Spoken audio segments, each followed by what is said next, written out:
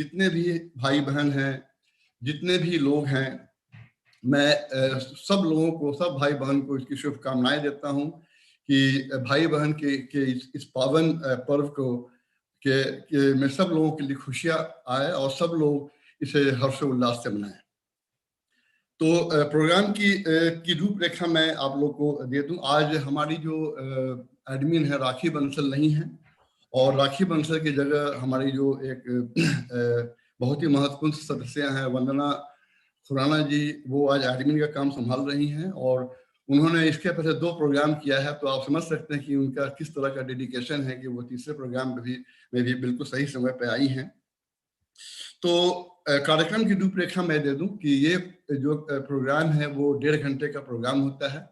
मैं शुरुआती बात करने के बाद मैं फिर कृष्ण कुमार जी को बुलाऊंगा, जो हमारे दोनों जो अतिथि हैं। अनूप भार्गव किसी भी परिचय के मोहताज नहीं है, वो इस संस्था और ई कविता से जुड़े हुए हैं।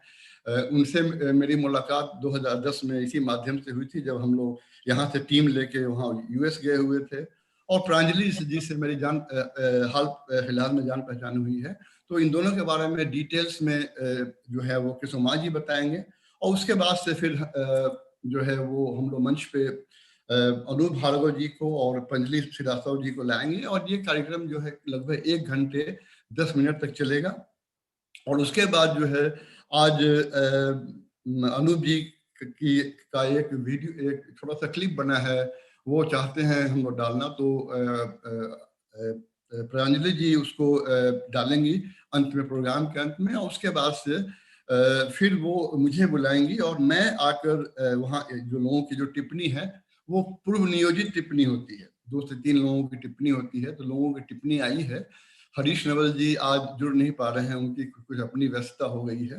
तो मैं देखूंगा कि अगर समय बचेगा तो हमारे जो बेल्जियम से जो हमारे जो अतिथि जुड़े हैं उनको मैं जोड़ने की कोशिश करूंगा।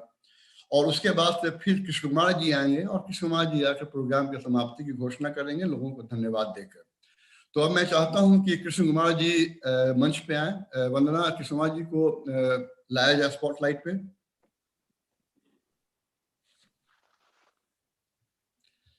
वंदना जी, आप मेरी बात सुन रही हैं? मैं सुन पा रही हूँ। मेरे को एक्चुअली ये डिवाइस में स्वागत है जी।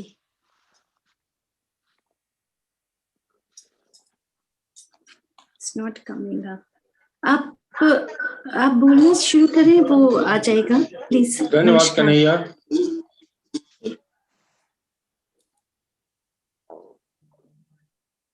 कृष्णा जी, आप वंदना जी, कृष्णा जी स्पॉटलाइट पे हैं?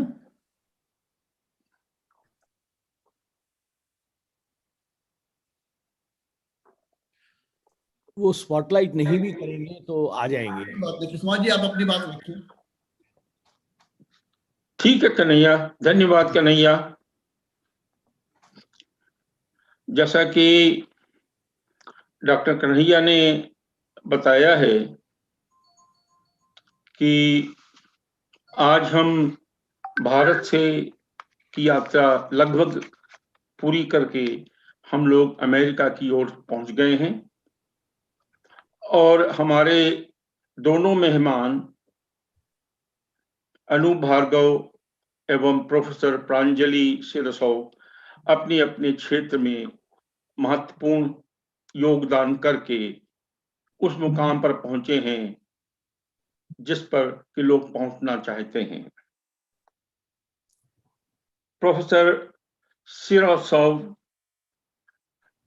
का 5.5 लाइन का परिचय मुझको मिला था, और उस 5.5 लाइन के परिचय में कम से कम 5.5-6 पेज की सूचनाएं भरी हुई हैं। मुझको तो नहीं लगता है कि एक जीवन में कोई व्यक्ति इतना कुछ कर भी सकता है जो 5.5 पंक्तियों में तिरोहित है। डॉक्टर प्रांजल श्रीवास्तव, आप हमारा साधुवाद स्वीकार करें। एक साथ कई विश्वविद्यालयों से जुड़ी प्रांजलि जी सही मायने में भारतीय संस्कृति, कला और साहित्य को लेकर अमेरिका में आगे चल रही हैं। मेरे विचार से अमेरिका ही नहीं, अन्य देशों में भी प्रांजलि जैसे जानकार कम मिलेंगे, बहुत कुछ ढूंढने पर भी। और बड़ा अच्छा लगा मुझको ये देख करके कि प्रांजलि जी ने अनूप भार्गव जी पर चर्चाएं की हैं और अनूप जी पर वो चर्चाएं करने के इच्छुक भी रहती हैं, क्योंकि अनूप में कुछ ऐसे गुण हैं जिनके बारे में थोड़ा सा बाद में आएगा। कौन नहीं चाहेगा उन पर बात करने के लिए। और बड़ा अच्छा लगा कि संभवतः प्रांजलि जी का जुड़ाव मिथिला क्षेत्र से है और वो मिथिला की बातों को लेकर के वो आगे बढ़ रही हैं। मधुबनी चित्रकला एवं कबीर गायक प्रहलाद टिपानिया पर शोध भी कर रही हैं। दोनों अपने आप में बड़े महत्वपूर्ण विषय हैं जिन पर लोगों की निगाह अब टिकती ही नहीं है। लोगों की निगाह चमक दमक पर टिकती है, वाहवाही पर टिकती है, लेकिन प्रांजलि जी ने इन दो विषयों को चुना। मधुबनी चित्रकला, जिसके बारे में कुछ लोग भूल भी रहे हैं, और कबीर, जिसकी जयंती लगभग 600 साल से ज्यादा हो चुके हैं कबीर जी को, उसके गायक प्रहलाद टिपानिया पर भी शोध कर रही हैं। प्रांजलि जी, इन सब कामों के लिए तो आपको कम से कम साहित्य का नोबेल पुरस्कार तो मिलना ही चाहिए। और आपने साहित्यिक क्षेत्र में भी महारत हासिल की हुई है। इन सब चीजों को लेकर के मुझको ऐसा लगता है कि अनूप जी के कृतित्व और व्यक्तित्व पर बात करने के लिए आपसे अच्छा व्यक्ति मुझे नहीं मिलता। और अच्छा ही हुआ कि मैंने ये काम अनूप के कंधे पर ही डाल दिया कि अनूप मुझे बताएं कि कौन आपसे ठीक तरीके से बातें कर सकें, जो आपके संघर्षरत जीवन पर ठीक से बातचीत कर सके। संघर्ष केवल पैसे का ही नहीं होता है, संघर्ष केवल जीवन का नहीं होता है, संघर्ष किसी भी एक क्षेत्र में हो सकता है जहां पर आप संघर्षरत रहते हुए, परेशानियों को झेलते हुए, परेशानियों का समाधान करते हुए आप आगे बढ़ सकें। और अनूप इस समीकरण पर बहुत अच्छी तरीके से खरे उतरते हैं। अनूप, मैं जान जानकर अनूप कहता हूं, क्योंकि ये अधिकार अनूप भार्गव ने मुझे दे रखा हुआ है। अनूप अक्सर कहा करते हैं कि उन्हें हिंदी के शब्द पूरे ठीक से नहीं आते, हिंदी की शैली पूरी ठीक से नहीं आती। और मैंने अनूप से कहा था, मैं आपसे सहमत नहीं हूं कि जिस व्यक्ति ने तुलसी को भी पीछे छोड़ दिया, तुलसी ने रचना शुरू की पत्नी के धिक्कारने के बाद, तुलसी को 9 वर्ष की आयु तक पता भी नहीं था कि कविता क्या होती है, साहित्य क्या होता है। और अनूप हैं कि जिन्होंने 9 साल की आयु में पहली कविता रच दी थी। तो अनूप, सार्वजनिक रूप से मैं ये घोषित करता हूं कि मैं तुम्हारे इस विचार से सहमत नहीं हूं।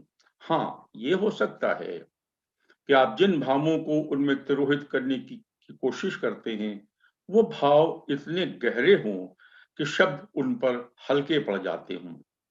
इसलिए जैसा कि फ्रेडरिक पिंकॉट ने कहा था कि रचनाओं में भाषा शैली को नहीं देखना चाहिए, भावों को देखना चाहिए, तो आपके भाव ही सबसे उत्तम होते हैं। अनूप पेशे से इंजीनियर हैं, पेशे से टेक्नोक्रेट हैं, लेकिन कलेजे से, दिल से, मन से वो हिंदी मय हैं, हिंदी प्रेमी हैं, हिंदी के प्रचार प्रसार में लगे हुए हैं। और अनूप जी की इस प्रतिबद्धता को देखते हुए ही भारत के ही नहीं, विश्व के जितने भी गरिमामय सम्मान हो सकते हैं, जितने प्रतिष्ठित सम्मान हो सकते हैं, सब अनूप ने बटोर लिए हैं। अब तो किसी के पास सम्मानों की सूची ही नहीं बची हुई है जिससे अनूप को सम्मानित कर सकें। अनूप ने विश्व हिंदी सम्मान हासिल किया, अनूप ने यूपी हिंदी संस्थान का सम्मान हासिल किया, और क्या क्या नहीं हासिल किया। अब अनूप के लिए सम्मानों की कोई महत्ता खास रह नहीं गई। लेकिन जैसा तुलसी बाबा ने कहा कि निज कबित कही लाग नी का भला हो, निज कबित कही लाग न हो नी का सरत हो ही अथवा अति फीका। तो किसको सम्मान अच्छा नहीं लगता है, चाहे जब वो सम्मान आ जाए। तो मुझे मालूम है, मुझे पूरा पूरा भरोसा है कि आने वाले समय में अनूप जो है अनेक सम्मानों से और सम्मानित किए जाएंगे। अनूप ने अपनी झोली में तमाम चीजें डाल रखी हुई हैं, जिनसे कभी झोली में छेद पड़ता है तो कभी झोले का हिस्सा टूट जाता है। लेकिन सबसे महत्वपूर्ण काम जो अनूप ने किया वो है 1993 में ई कविता जैसे मंच का गठन करना तो दूर, उसके बारे में सोचना भी लोगों को नहीं ठीक से आता है। तो अनूप ने इसको सोचा ही नहीं, इसको आगे किया, बढ़ाया, जो दिक्कतें आई उनका समाधान किया, और तरह तरह के लोगों को लेकर के अपने इस मंच से, इस संगठन के साथ लेकर के आगे चले। और यही कारण है कि आज लगभग हिंदी जगत के 1000 कविता धर्मी इस मंच से जुड़े हुए हैं। और ये बातें मुझे अच्छी तरीके से मालूम है कि प्रोफेसर प्रांजलि श्रीसौ लेकर के अच्छी तरीके से आएंगी, खोद करके अनूप के अंदर से निकालेंगी कि ये मुश्किलें आपने कैसे हल की। तो मुझे पूरा विश्वास है कि प्रांजलि जी आज इस कार्यक्रम को ठीक से लेकर के आगे बढ़ा करके लोगों के सामने लेकर के आएंगी। और कितना सुखद दिन है आज का, रक्षाबंधन का दिन है, खुशियों का दिन है। और मुझे एक और खुशी इसमें जोड़ते हुए अच्छा लग रहा है कि अनूप भार्गव जी की पत्नी रजनी बहुत ही अच्छी मार में छोटी छोटी सटीक कविताएं लिखती हैं, और लिखती ही नहीं हैं, उनका पढ़ने का अंदाज भी अपना ही अजीब है। और मेरा सौभाग्य था, हमारे अनुज डॉक्टर कृष्ण कन्हैया वो काफी गति से आगे बढ़ते हैं, तेजी से आगे बढ़ते हैं। 2009 को उन्होंने 2010 कर दिया, कितना अच्छा किया। हम लोग 2009 में, मई 2009 में अनूप भार्गव जी के घर गए थे, उनकी मेहमान नवाजी देखी थी, उनकी कार चलाने की क्षमता देखी थी, जगह जगह लेकर के चलने की क्षमता देखी थी। कृष्ण भगवान को भी उन्होंने पीछा कर दिया अर्जुन के सारथी बनने में। तो हम लोगों ने देखा था 2009 में रजनी की कुछ कविताएं। ये सब कुछ इस बात पे डिपेंड करता है कि किस तरीके से प्रांजलि जी अपने कार्यक्रम को आगे बढ़ाती हैं और कहाँ किस तरीके से 2 in 1 लेकर के सबके सामने आती हैं। 1950 के दशक में जब मैं दिल्ली में काम करता था, तो उस वक्त एक रेडियो के साथ में दूसरा क्लॉक रेडियो भी आया था और उसको लोगों ने 2 in 1 कहना शुरू किया था और सबको बड़ा आनंद आया था। और आज ये अजीब कार्यक्रम होगा जिसमें लोगों को 2 in 1 की झलक भी मिलेगी। तो प्रांजलि जी, अब मंच मैं आपको समर्पित करता हूं। बोलने के लिए तो बहुत कुछ बोला जा सकता है, लेकिन मुझे विराम देना पड़ेगा क्योंकि डॉक्टर कृष्ण कन्हैया का समय का हंटर चलना शुरू हो जाता है, तो फिर रुकता नहीं है। वो किसी को नहीं देखता, चाहे कृष्ण कुमार हो, चाहे कृष्ण कुमार के आका ही क्यों न हो। तो प्रांजलि जी, मंच आपका है, आप संभालिए। धन्यवाद।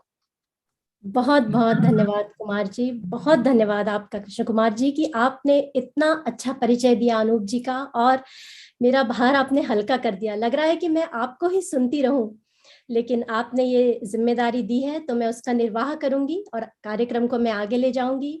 और बस सारा ध्यान अनूप जी पर ही है, लेकिन उनके तक जाते तक मैं एक ही चीज कहूंगी कि आपने मेरे लिए जो इतनी बड़ी बड़ी बातें कही, मैं शायद उतनी काबिल नहीं, लेकिन फिर भी तहे दिल से आपका धन्यवाद जो आपने मुझे ये अवसर दिया कि मैं आपके इस मंच पर अनूप जी का स्वागत कर सकूं। तो बहुत बहुत नमस्कार सभी साथियों को। मैं प्रांजलि अमेरिका के कैलिफोर्निया से आप सबको नमस्कार करती हूँ और मैं शुरुआत करना चाहूंगी स्वयं अनूप जी की लिखी पंक्तियों से। अनूप जी लिखते हैं, हार कर जो न हारे जवानी लिखो, हार कर जो न हारे जवानी लिखो, दिल में गड़ जाए गहरी निशानी लिखो, दिल में गड़ जाए गहरी निशानी लिखो, ख्वाब की आबरू को बचाना ही है उन अधूरे पलों को कहानी लिखो। अनूप जी, आज हम कहानी सुनेंगे अनूप जी आपके ख्वाबों की, जो आपने अपने लिए नहीं बल्कि हिंदी के लिए, हिंदी साहित्य के लिए, हमारी संस्कृति के लिए, विभिन्न संस्थाओं के लिए देखे, पूरे किए और आप देखते ही जा रहे हैं और मुझे उम्मीद है पूरे भी करते जाएंगे। तो साथियों, चाहे बात किसी प्रकल्प की हो या संयोजन के करने की हो, लिखने की हो, अपने विचारों को साझा करने की, या सही और सुंदर को आने वाली पीढ़ियों तक पहुंचाने की, तो भारत, अमेरिका, इंग्लैंड सहित हर एक देश में साहित्य प्रेमी ये जानते हैं कि अनूप जी पिछले कई वर्षों से साहित्य, संगीत, कला की विभिन्न विधाओं को अलग अलग मंचों पर उजागर करने में, उभारने में, बढ़ाने में अनवरत जुटे हुए हैं। एक अलग ही जोश और जुनून है उनमें, फल की कोई चिंता नहीं, बस बिना स्वार्थ, बिना अपेक्षा कर्म करते रहने की एक तपस्या सा जीवन है उनका। सबको जोड़कर, साथ लेकर आगे बढ़ने का दृढ़ मनोबल और साहित्य व संस्कृति की सेवा का निश्चय, उसी का परिणाम है कि हम सब आज आपकी बातें सुनने को आतुर बैठे हैं। अनूप जी, फिर से एक बार आपका बहुत बहुत स्वागत है, बहुत नमस्कार, कैसे हैं आप? धन्यवाद प्रांजलि, और धन्यवाद देना चाहता हूं मैं कुमार साहब को, कृष्ण कन्हैया जी को। जैसा कि मैंने कुमार साहब को भी कहा था, मुझे हिंदी के बड़े बड़े शब्द नहीं आते हैं, लेकिन एक शब्द जो मैंने सीखा है, मैं अभिभूत हूँ उनकी भावनाओं से, उन्होंने जो मेरे बारे में कहा। तो चलिए यहीं से बात शुरू करते हैं कि कुमार साहब ने जो मुझे कहा कि शब्दों की बात मुझे कहा जाता है कवि, तो मुझे अपनी ही 4 पंक्तियां मुझे याद आ रही हैं जो अब मैंने अपने बारे में कही हैं कि न तो साहित्य का बड़ा ज्ञाता हूं, नहीं कविता की भाषा को जानता हूं, लेकिन फिर भी मैं कवि हूं, क्योंकि जिंदगी के चंद भोगे हुए तथ्यों और सुखद अनुभूतियों को बिना तोड़े मरोड़े ज्यों की त्यों कह देना भर जानता हूं। क्या बात है अनूप जी, बहुत बहुत सुंदर। और बस यही कोशिश है कि आपके जो जीवन के तथ्य हैं, सुखद या कुछ कम सुखद, उन सब को आप आज हमारे सामने उजागर कर सकें और बांट सकें। तो अनूप जी, आज आपसे बहुत बातें पूछनी है, बहुत सुननी है, बहुत बातें करनी है, कविताएं भी सुननी है, लेकिन मैं शुरुआत करूंगी आपके एक मित्र की पंक्तियों से। मैं फेसबुक पर आपके लिखे जो पोस्ट पर लोगों ने संदेश लिखे थे वो पढ़ रही थी, और उनमें एक संदेश था आपके मित्र भगवती लाल दशोरा जी का, और वो बात मुझे अभिभूत कर गई। उन्होंने लिखा कि कैसे आपके काम देखकर उन्हें विद्या भवन स्कूल उदयपुर का असेंबली हॉल याद आया, जहां आप अक्सर हिंदी कविता, भाषण, लेख साझा किया करते थे। तो मैं सबसे पहले आपसे जानना चाहूंगी उस दौर के बारे में, उस स्कूल के बारे में, और वो कैसे सब शुरू हुआ उस बारे में, क्योंकि आप ही की एक लाइन है, अंकों के गणित और तर्क की ज्यामिति के दायरे में कैद जिंदगी एक कठिन समीकरण बन गई थी। तो ये समीकरण को आपने कविता में कैसे बनाया, बताइए मुझे। बहुत बहुत धन्यवाद प्रांजलि। फिर से तुमने मुझे, मैं तुम्हें तुम ही कहूंगा, तो बिल्कुल बिल्कुल। तो मैं स्पष्ट कर दूं, तो तुमने मुझे बिल्कुल यादों के उसमें पहुंचा दिया। तो हाँ, मैं विद्या भवन को मैं जहाँ पढ़ा था, मैं उदयपुर में, उसको मैं विशेष स्वीकार करना चाहूँगा कि मैं आज जो भी हूँ, जो भी हिंदी के प्रति मेरा प्रेम है, वो वहीं से शुरू हुआ था। पहली कविता, जैसा कुमार साहब ने कहा, मैंने 9 वर्ष की उम्र में लिखी थी, और 11 वर्ष का जब मैं था तो मेरी पहली कविता प्रकाशित हो गई थी। तो मुझे याद है उसमें 21 रुपए का मुझे पारिश्रमिक मिला था, जो मैं अपनी अब तक की सबसे बड़ी कमाई समझता हूँ। तो विद्या भवन से मेरी कविता शुरू हुई, और जैसा दशोरा जी ने कहा कि मैं वहाँ पर असेंबली हॉल में बहुत सी कविताएं पढ़ी मैंने। नीरज मेरे प्रिय कवि थे उस समय भी, नीरज की पाती। मुझे पहली बार पुरस्कार में जो किताब मिली थी वो थी नीरज की पाती, और वो मेरे पास अभी तक मौजूद है। और तो बस वहीं से कुछ शुरुआत हुई कविता की। तो जी, और ये तो था स्कूली दौर। और मैं जब भी आपसे बातचीत करती हूँ तो आप हमेशा यादों के झरोखों से जाते हैं अपने कॉलेज के, आईआईटी के दिनों में, और तब की भी आप हमें बातें जरूर बताते हैं कि कैसे तब आप कई कवियों से मिले। तो ये शुरुआत कैसे हुई? हमको तो ये अनूप जी मालूम है जो सबको इकट्ठा करते हैं और इतनी सारी चीजें करते हैं, पर वो एक युवा अनूप जी, उनके बारे में मुझे बताइए कि कैसे ये शुरू हुआ, ये सिलसिला जो आज तक अभी तक चल रहा है। हाँ, उसकी भी बात करते हैं। तो उससे पहले जाएं हम, तो मैं एक बात जो भूल गया था कि विद्या भवन स्कूल में मेरे एक अध्यापक हुआ करते थे, भगवती लाल व्यास जी, जिन्हें काफी पुरस्कार मिल चुके हैं। अब राजस्थानी के बहुत अच्छे कवि हैं। तो उनका मैं उनको रेखांकित करना चाहूंगा कि उन्होंने जो मेरी प्रतिभा को आगे बढ़ाया। तो मेरी पहली जो कविता प्रकाशित हुई थी वो भी उन्होंने बिना मुझसे पूछे उसको प्रकाशन के लिए भेज दी थी, और जब स्वीकृत हो गई थी तब उन्होंने मुझे बताया। तो चलिए अब उसके बाद बढ़ते हैं। तो आईआईटी से पहुंचने से पहले मैं बिट्स पिलानी का जिक्र करना चाहूंगा, जहां से कि मैंने अपनी इंजीनियरिंग करी। तो हिंदी कविता से तो प्रेम मुझे था ही शुरू से, और मैं अगर कह सकूं कि इंजीनियरिंग तो मुझे पहुंचा दिया गया किसी तरह। मेरा वास्तव में मन नहीं था इंजीनियर बनने का, लेकिन उस समय 2 ही विकल्प हुआ करते थे कि अगर आप पढ़ाई में अच्छे हैं तो या तो आप डॉक्टर बने या आप इंजीनियर बने। तो डॉक्टर बनने के लिए मुझे कहा गया था कि वो मेंढक वगैरह काटने पड़ते हैं, जो मुझसे नहीं हो सकता था। तो एक बड़ा साधारण सा कारण था कि उस वजह से मैं डॉक्टर नहीं बना, और पढ़ाई में अच्छे थे तो इंजीनियर बनना ही विकल्प था। लेकिन जब मैं पिलानी पहुंचा तो मेरा जो हिंदी के प्रति प्रेम था, और विशेष रूप से जो कविता के प्रति प्रेम था, उसको मैंने जीवित रखा। और वही प्रेम जो था, जो मैंने काम किए पिलानी में, हम लोगों ने एक स्नेह निर्झर के नाम से एक संस्था बनाई, जिसको कोई भी संस्थान से कोई आर्थिक योगदान नहीं मिलता था। वो हमने अपने खर्चे से, अपने प्रयासों से बनाई। और उस संस्था के अंतर्गत हम लोगों ने पिलानी में कवि सम्मेलनों की श्रृंखला शुरू की।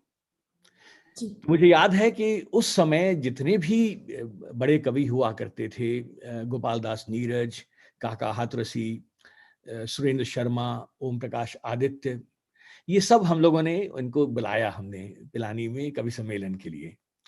और बड़ा अच्छा आनंद रहा। उसमें बहुत सी ऑफ कोर्स समस्याएं भी आई, आर्थिक हानियां भी हुई, क्योंकि हम लोग सब अपने अपने अपने उससे करते थे, लेकिन एक अच्छा प्रयास रहा और पिलानी में हम लोगों ने एक अच्छी नींव डाली अच्छी कविता की। जी हाँ, मैं समझ सकती हूँ, क्योंकि जब हम विद्यार्थी जीवन में होते हैं तो पैसे की तंगी तो होती ही है, और उस बीच भी, और पढ़ाई भी बहुत होती है, और उस बीच आप ये सब प्रक्रम कर पाए, तो मुझे लगता है वही सब फिर आपके साथ रह गया जो आज तक आपके पास है। तो अनूप जी, ये तो था आपका जो आपके विद्यार्थी जीवन से जुड़ी चीजें, लेकिन आप आ गए अमेरिका, और मैं अपने अनुभव से जानती हूँ कि शिक्षा, व्यवसाय, घर गृहस्थी, परिवार, जिम्मेदारियां, हमें अपने ही दायरे में कैद हो जाने का खतरा रहता है, और वो भी जब हम परदेश आ जाएं तो संघर्ष दुगना क्या चौगुना हो जाता है। ऐसे में यहाँ आकर शायद आपने कुछ अंतराल तो विश्राम किया होगा, लेकिन आप फिर खड़े हो गए हिंदी का हाथ पकड़कर उसे नए रास्ते दिखाने में। तो कैसा था ये समय? क्योंकि संघर्ष की जब हम बात करते हैं तो जैसा कि कृष्ण कुमार जी ने कहा कि पैसे का ही संघर्ष हमेशा संघर्ष नहीं है, समय का भी है, कठिनाइयों का और भी आती हैं मुश्किलें। तो हमें उस बारे में बताइए कि यहाँ अमेरिका जब आप आ गए तो शुरुआती दौर कैसा था आपका? हाँ, नहीं, जैसा तुमने कहा कि मैं यहाँ पर IIT दिल्ली से मास्टर्स करने के लगभग बाद ही मैं यहाँ पर आ गया था जी। और जैसा तुमने कहा कि शुरुआती दौर जो होता है वो थोड़े अपने पांव जमाने होते हैं, एक नया देश, एक नई संस्कृति। जी, जी। तो कुछ समय तक मैं कहूँगा कि सक्रियता से थोड़ा सा अवकाश लिया। मेरी कविता तो चलती रही क्योंकि उसके लिए कोई विशेष समय की कोई कविता, तो जैसा मैं कहता हूँ कि कविता की नहीं जाती, इट हैपन्स। तो जब उसको होना होता है वो अपने लिए समय निकाल लेती है। जी, तो जी, कविता तो बिल्कुल। मेरी चलती रही, लेकिन ये जो सक्रियता थी कार्यक्रमों को आयोजित करने के लिए जिसके लिए समय की जरूरत होती है, तो वो करीब 5 से 7 बरस का मैंने उससे अवकाश लिया। अच्छा। लेकिन फिर वो जो अंदर से जो बात है वो तो कहीं ना कहीं फिर से निकलेगी ही। तो हमने फिर करीब 2005 में, मुझे याद आ रहा है, जो हमने सबसे बड़ा किया, गोपाल दास नीरज जी को हमने भारत से बुलाया। अच्छा। और एक एक अपने आप में एक अजीब सी उपलब्धि कहूँगा कि नीरज जी को हमें करीब 1 महीने तक वो हमारे घर पे रहे। अरे वाह! अच्छा। उनके करीब 10 कार्यक्रम आयोजित किए अमेरिका में। जी। और उनका ये होता था कि सैटरडे संडे को उनका कार्यक्रम होता था। मैं उनको लेकर जहाँ पर भी कार्यक्रम होता था, अधिकांश जगह मैं उनके साथ में गया। लेकिन जी। वो सोमवार को फिर हमारे घर आ जाते थे और अच्छा। सोमवार से शुक्रवार तक वो हमारे घर पे रहते थे। अरे तो वाह! बहुत ही अजीब से आनंद की अनुभूति रही, बहुत कुछ सीखने को मिला उनसे। और फिर उसके बाद हमने गोपाल दास नीरज जी को बुलाया, फिर सोम ठाकुर आए, कुंवर बेचैन जी आए, अशोक चक्रधर जी आए, सुरेंद्र शर्मा जी आए। तो मैं इसको अतिशयोक्ति नहीं कहूँगा कि लेकिन लगभग जितने भी हिंदी मंच से जुड़े जितने भी कवि थे, हमें सौभाग्य मिला कि उनका आतिथ्य हम लोग कर सकें। कीर्ति काले जी हमारे यहाँ आईं और उदय प्रताप सिंह जी हमारे यहाँ आए।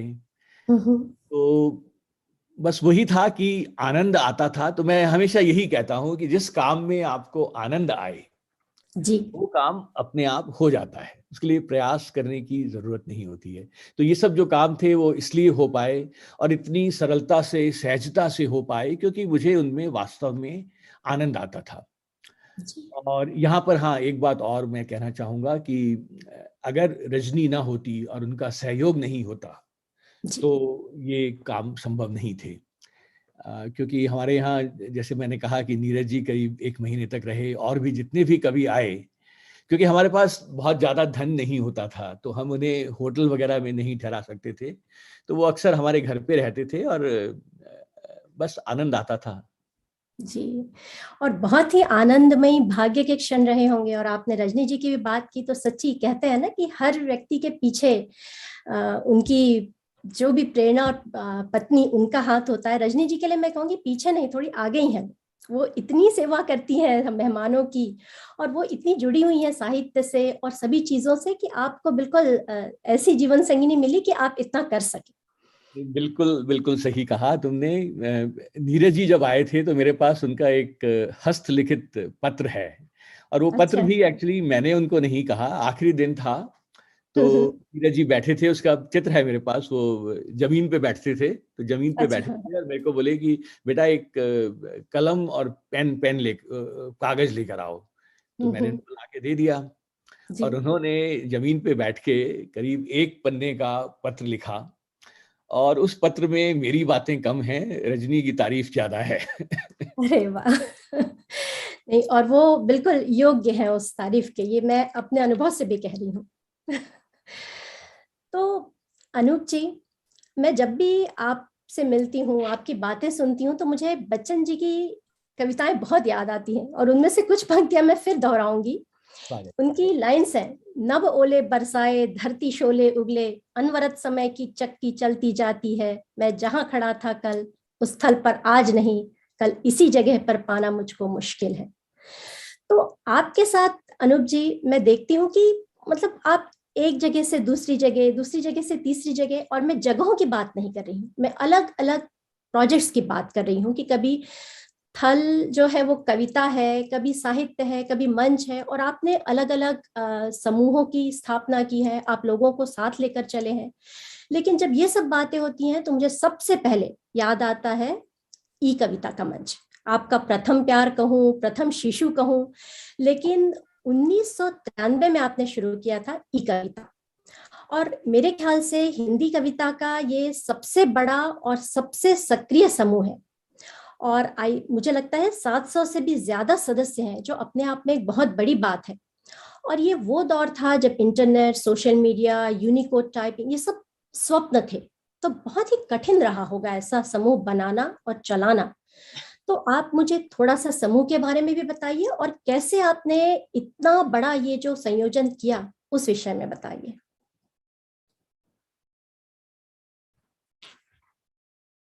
हाँ, ई कविता मेरा पहला प्यार था, जिसको मैं कहता हूँ।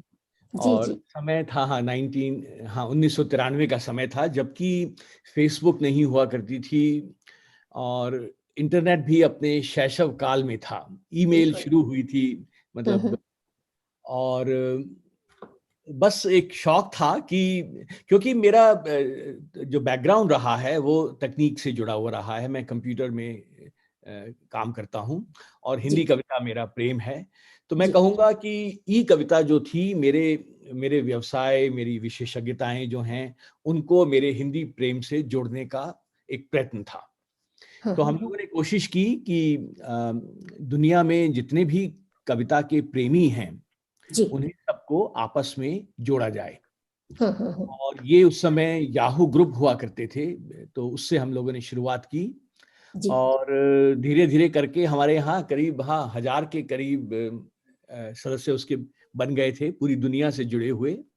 और उसमें हम लोग वही था कि एक दूसरे के साथ कविताएं साझा करते थे, और फिर उन कविताओं पे प्रतिक्रिया दिया करते थे, जिससे कि उन कविताओं में सुधार हो सके। तो इसमें मैं कहूँगा कि लोगों ने एक बहुत सफलता इस रूप में हमने हासिल की, और मैं उसमें भी कहता था कि ई कविता की उपलब्धि इस बात में नहीं है कि उससे कितने बड़े कवि जुड़े हुए हैं, वो तो एक अच्छी बात है ही, लेकिन उसकी सफलता इस बात में है कि कितने लोगों ने अपनी कविता को परिमार्जित किया ई कविता के माध्यम से, ई कविता से जुड़ के। और आज मुझे ध्यान आ रहा है प्रताप सिंह हमारे बीच में हैं, और प्रताप मेरे बाद में बोलेंगे, लेकिन मैं प्रताप को भी प्रताप ही कहूंगा, बड़े माने।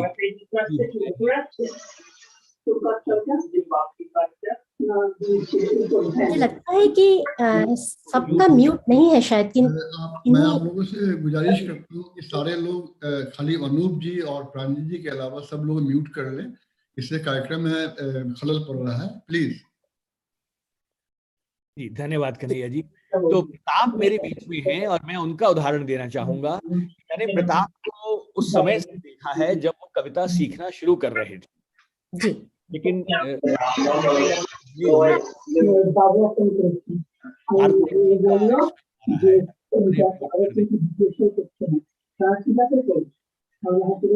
वंदना जी आप म्यूट कर सकती हैं, सबको आप म्यूट कर दीजिए। आप म्यूट करें, मैं आपको देख रहा हूँ आप म्यूट नहीं है, सारे लोग प्लीज म्यूट कर दें, प्रोग्राम में खलल हो रहा है। या वंदना जी सबको ऑल म्यूट कर सकती सबको म्यूट कर दें, खाली अनूप जी को और प्रांजलि जी को छोड़ दें। प्रांजलि शुरू कीजिए। जी धन्यवाद कन्हैया जी, बोलिए अनूप जी आप अपनी बात शुरू। तो मैं प्रताप का मैं उदाहरण देना चाहूंगा कि उन्होंने ई कविता से शुरुआत की और अभी कुछ 2 बरस पहले उन्हें उत्तर प्रदेश हिंदी संस्थान से उनके खंड काव्य पे पुरस्कार दिया गया है। तो ई कविता का जो सफलता है, जो उपलब्धि है, वो इस बात में है कि उसने कितने नए कवियों को जन्म दिया। जी जी, और आपने जैसे कहा कि सिर्फ साझा ही नहीं किया गया लेकिन परिमार्जित भी किया लोगों ने कविताओं को, जो अपने आप में एक बहुत बड़ी बात है। तो ई कविता के साथ साथ ही मैं बात करना चाहूंगी कविता कोश की, क्योंकि 2008 से 2011 तक ये काफी आपका उसमें योगदान रहा। और कविता कोश जो है एक ऐसा संग्रह है जहां आपको हर कवि हर कविता बड़े अच्छे शुद्ध रूप में एक साथ मिल जाते हैं। तो ये वाला जो हमारा मंच है और इसमें जो आपका योगदान था, मैं उस बारे में भी जरूर सुनना चाहूंगी आपसे। जरूर प्रांजलि। तो नहीं, कविता कोश भी एक प्रोजेक्ट है जिसपे मुझे गर्व है, लेकिन यहाँ ये स्पष्ट कर दूं कि कविता कोश की जो परिकल्पना थी वो ललित कुमार ने की जी। और मैं उससे करीब प्रारंभिक साल ही थे, करीब पहला या दूसरा वर्ष जबकि मैं उससे जुड़ा। अच्छा, और मैंने 3 वर्ष तक उसमें सक्रिय रूप से काम किया और मेरा उसमें जो प्रयास था वो उसका प्रचार और प्रसार करने में था। लेकिन जैसा कि आप जानते हैं कि कविता कोश अपने आप में हिंदी का सबसे बड़ा कोश है जिसमें कि लगभग हर कवि की आपको रचना मिलेगी, और न केवल कवियों की रचना बल्कि हमने उसमें लोकगीत, अन्य भाषाओं से अनुदित कविताएं, हमारे पौराणिक ग्रंथ, इन सबको। तो उससे मेरा 2008 से 2011 तक उसमें सक्रिय रहा। जी, और मैं यहाँ आपसे पूछना चाहूंगी कि इन सब चीजों से मैं या हमारे जैसे लोग इस तरफ से जुड़े हैं जो हम इन चीजों को उपयोग में लाते हैं, लेकिन आप उस तरफ है मंच के, आप जो शुरू हुआ है, जो उद्देश्य है उससे जुड़े हुए हैं। तो मैं आपसे पूछना चाहूंगी कि जैसे हम कविताओं को जोड़ रहे हैं, सब कवियों को आप ला रहे हैं, मंच दे रहे हैं, इतनी कविताएं वहां पे हैं, तो प्रतिसाद मिलता है आपको एज अ पर्सन जो उस तरफ से उन चीजों को देख रहा है, क्या लगता है इन चीजों का जो महत्व है? इतने संघर्ष करके आप जो चीजें कर रहे हैं, क्या वो पहुंच रही हैं जन तक? क्या उसका आपको दिख रहा है फल? नहीं, वो फल तो दिख ही रहा है और वही मेरा प्रसाद है जिसको मैं कहना चाहूंगा, और वही मुझे ऊर्जा देता है। तो फिर मैं वही बात, उसको मैं अधिक सरलीकरण नहीं कर रहा हूँ, लेकिन ये सिर्फ इसलिए हो पा रहा है कि मुझे उसमें आनंद आ रहा है।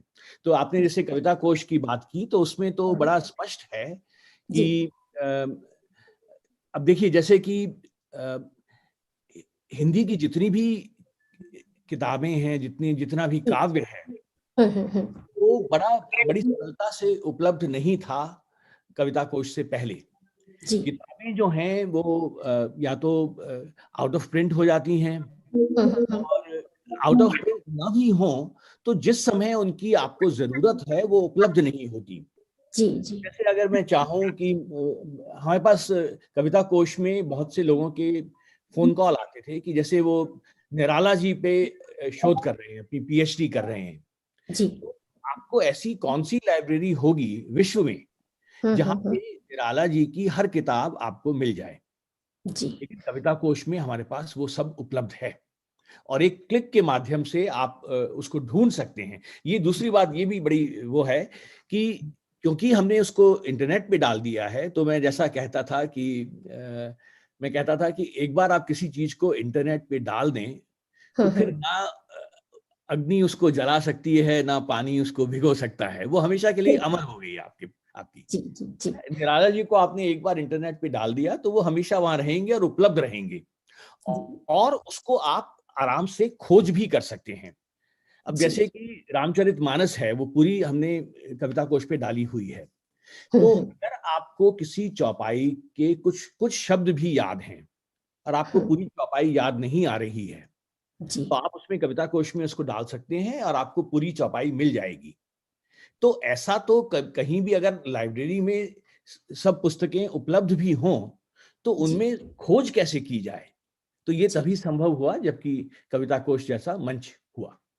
बिल्कुल। और मैंने ये सवाल इसलिए पूछा अनूप जी, क्योंकि कई बार ऐसा होता है कि हम किसी के कार्य की प्रशंसा करते हैं, उस कार्य का अच्छे से फल लेते हैं और भूल जाते हैं। लेकिन मैं यहाँ इस बात पे जोर देना चाहती हूँ कि अगर कोई सोच है और उसको लेकर कोई आगे बढ़े तो उससे बहुत सारे लोगों का फायदा हो सकता है। तो हमें भी आपसे प्रेरणा लेकर ऐसा कुछ करना चाहिए। तो सिर्फ देखकर खुश होना ही नहीं है, आगे कर्म भी जुड़े, ये भी एक उद्देश्य है आपसे बातचीत का अनूप जी। क्योंकि मैं तो जब भी आपसे बात करती हूँ, मैं हर बार कुछ नया सीखकर कुछ नया तय करती हूँ। पर चलिए, आपकी बातें और आपकी जो आपके अनुभव है उनकी बातें तो हम करेंगे, लेकिन हमने ई कविता की बात की, कविता कोश की बात की, तो और नीरज जी की बात की, तो मैं नीरज जी की ही पंक्तियां कहूंगी कि आत्मा के सौंदर्य का शब्द रूप है काव्य, मानव होना भाग्य है, कवि होना सौभाग्य। और उसमें मैं एक छोटी सी पंक्ति और जोड़ूंगी कि कवि को रूबरू सुन पाना हमारा हो भाग्य। तो आप जाने माने कवि भी हैं, तो यहाँ पर हम हमारी बातों में जरा सा रस घोलते हैं और आपसे कुछ अच्छा सा सुनते हैं। आप बताएंगे कि आप क्या सुनाना चाहेंगे हमें? क्या सुनाना चाहेंगे? तो उससे पूछेंगे तो मेरी एक फरमाइश है। हाँ, बोलिए बोलिए। आपकी जो अभी ताजा ताजा कविता है, जो गूगल पे हर कोई, अनूप जी को भी खोजना है तो लोग पहले गूगल पे खोजते हैं, तो आपने गूगल पे बहुत अच्छा कुछ लिखा है जो मुझे लगता है आप अपनी पसंद की तो जरूर सुनाइए, पर ये भी जरूर सुनाइए। चलिए उसी से शुरू करते हैं। ठीक है। तो जैसा कि मैंने कहा कि मेरा जो टेक्नोलॉजी है वो मेरा विषय रहा है और कविता प्रेम रही है, तो मैंने कुछ, और मैं अक्सर हल्की फुल्की प्रेम कविताएं लिखता हूँ, और तो मैंने कुछ गूगल के माध्यम से अपने प्रेम को अभिव्यक्ति देने की कोशिश की है, और वो आजकल मैंने कुछ एक जगह सुनाई, लोगों को पसंद आई। तो चलिए उसी से मैं एक आध सुनाता हूँ।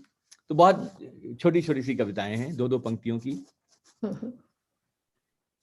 तो पहली देखिए कि क्या तुम्हारा नाम गूगल है? क्योंकि तुम में वो सब है जो मैं अक्सर ढूंढता रहता हूं। एक और देखिए, बहुत अच्छे जी। कि मेरा प्रश्न पूरा करने से पहले ही 3 सुझाव और 6 उत्तर। तुम ना सचमुच में गूगल हो। बहुत सही। मैं जिंदगी का हर एक कठिन प्रश्न गूगल से पूछने के बाद तुम्हारी ओर देखता हूं, और तुम जो भी कहती हो वही सच मान लेता हूं। गूगल, तुम मुझसे नाराज तो नहीं हो ना?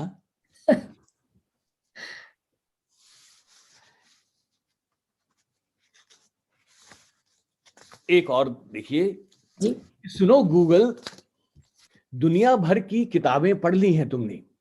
जी। दुनिया भर की किताबें पढ़ ली हैं तुमने, हर सवाल का जवाब है तुम्हारे पास। तो फिर बताओ वो मेरे बारे में क्या सोचती है? जी, ये लाइन मुझे सबसे अच्छी लगती है।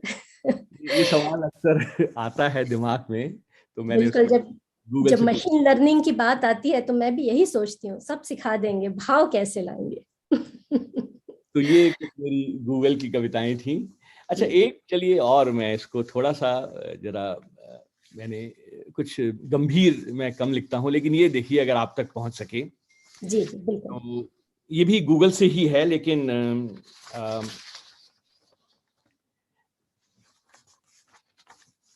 और सुनने वालों को भी आपकी कविता बहुत अच्छी लगी। यहाँ पर मैसेजेस आ रहे हैं अनूप जी, और आपको बहुत तालियां और वाहवाही मिल रही है, और वाकई में गूगल पे कविता लिखना मैंने नहीं सोचा था। अच्छा, एक चलिए वो मुझे मिल नहीं रही है, लेकिन एक दूसरी सुनिए ठीक है।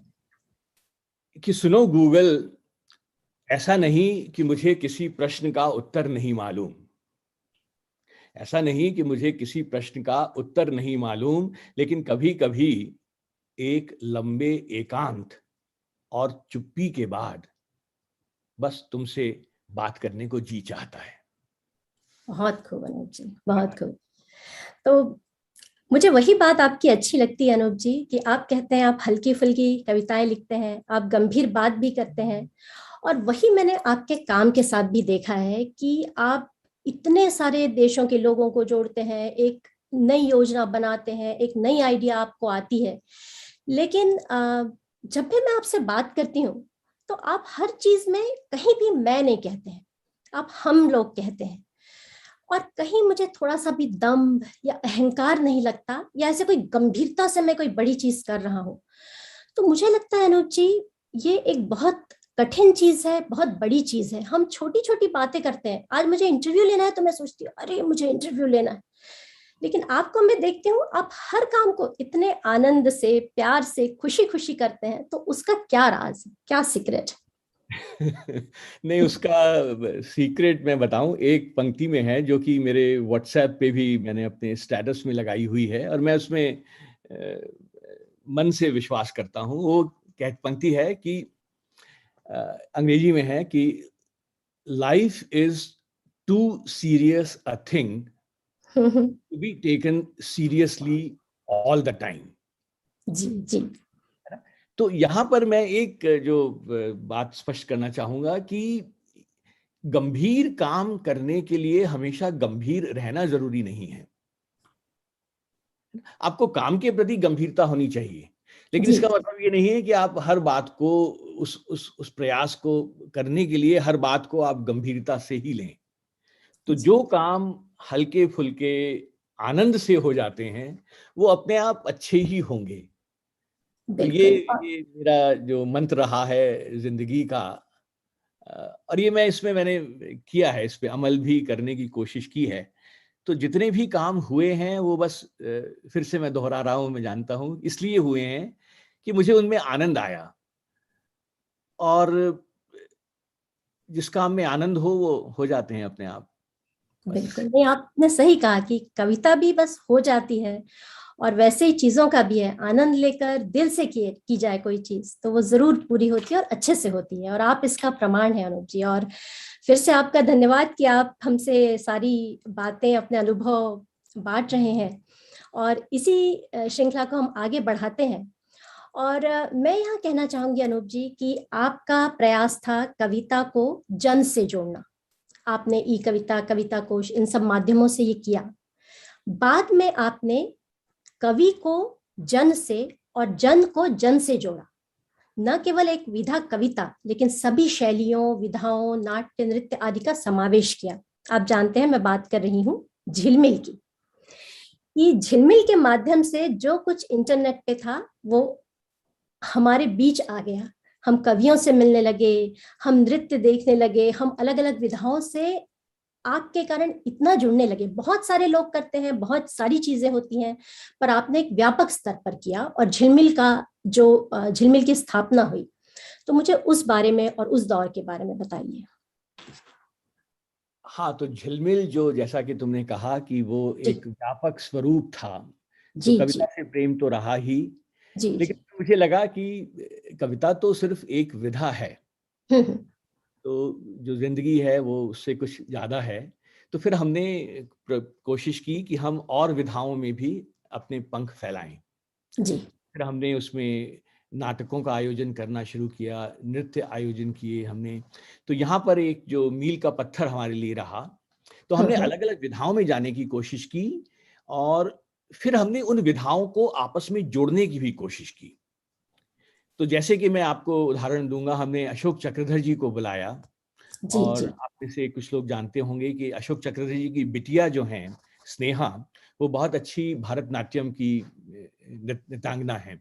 जी। तो हमने कहा क्यों ना कविता और नृत्य को आपस में जोड़ा जाए, जिससे कि हम्म। नृत्य के प्रेमी कविता से परिचित हों और कविता के प्रेमी नृत्य से परिचित हों। जी। तो हमने दोनों को हमने यहाँ पे बुलाया और एक श्रृंखला आयोजित की, जिसमें उसको हमने नाम दिया था नृत्य में कविता, कविता में नृत्य।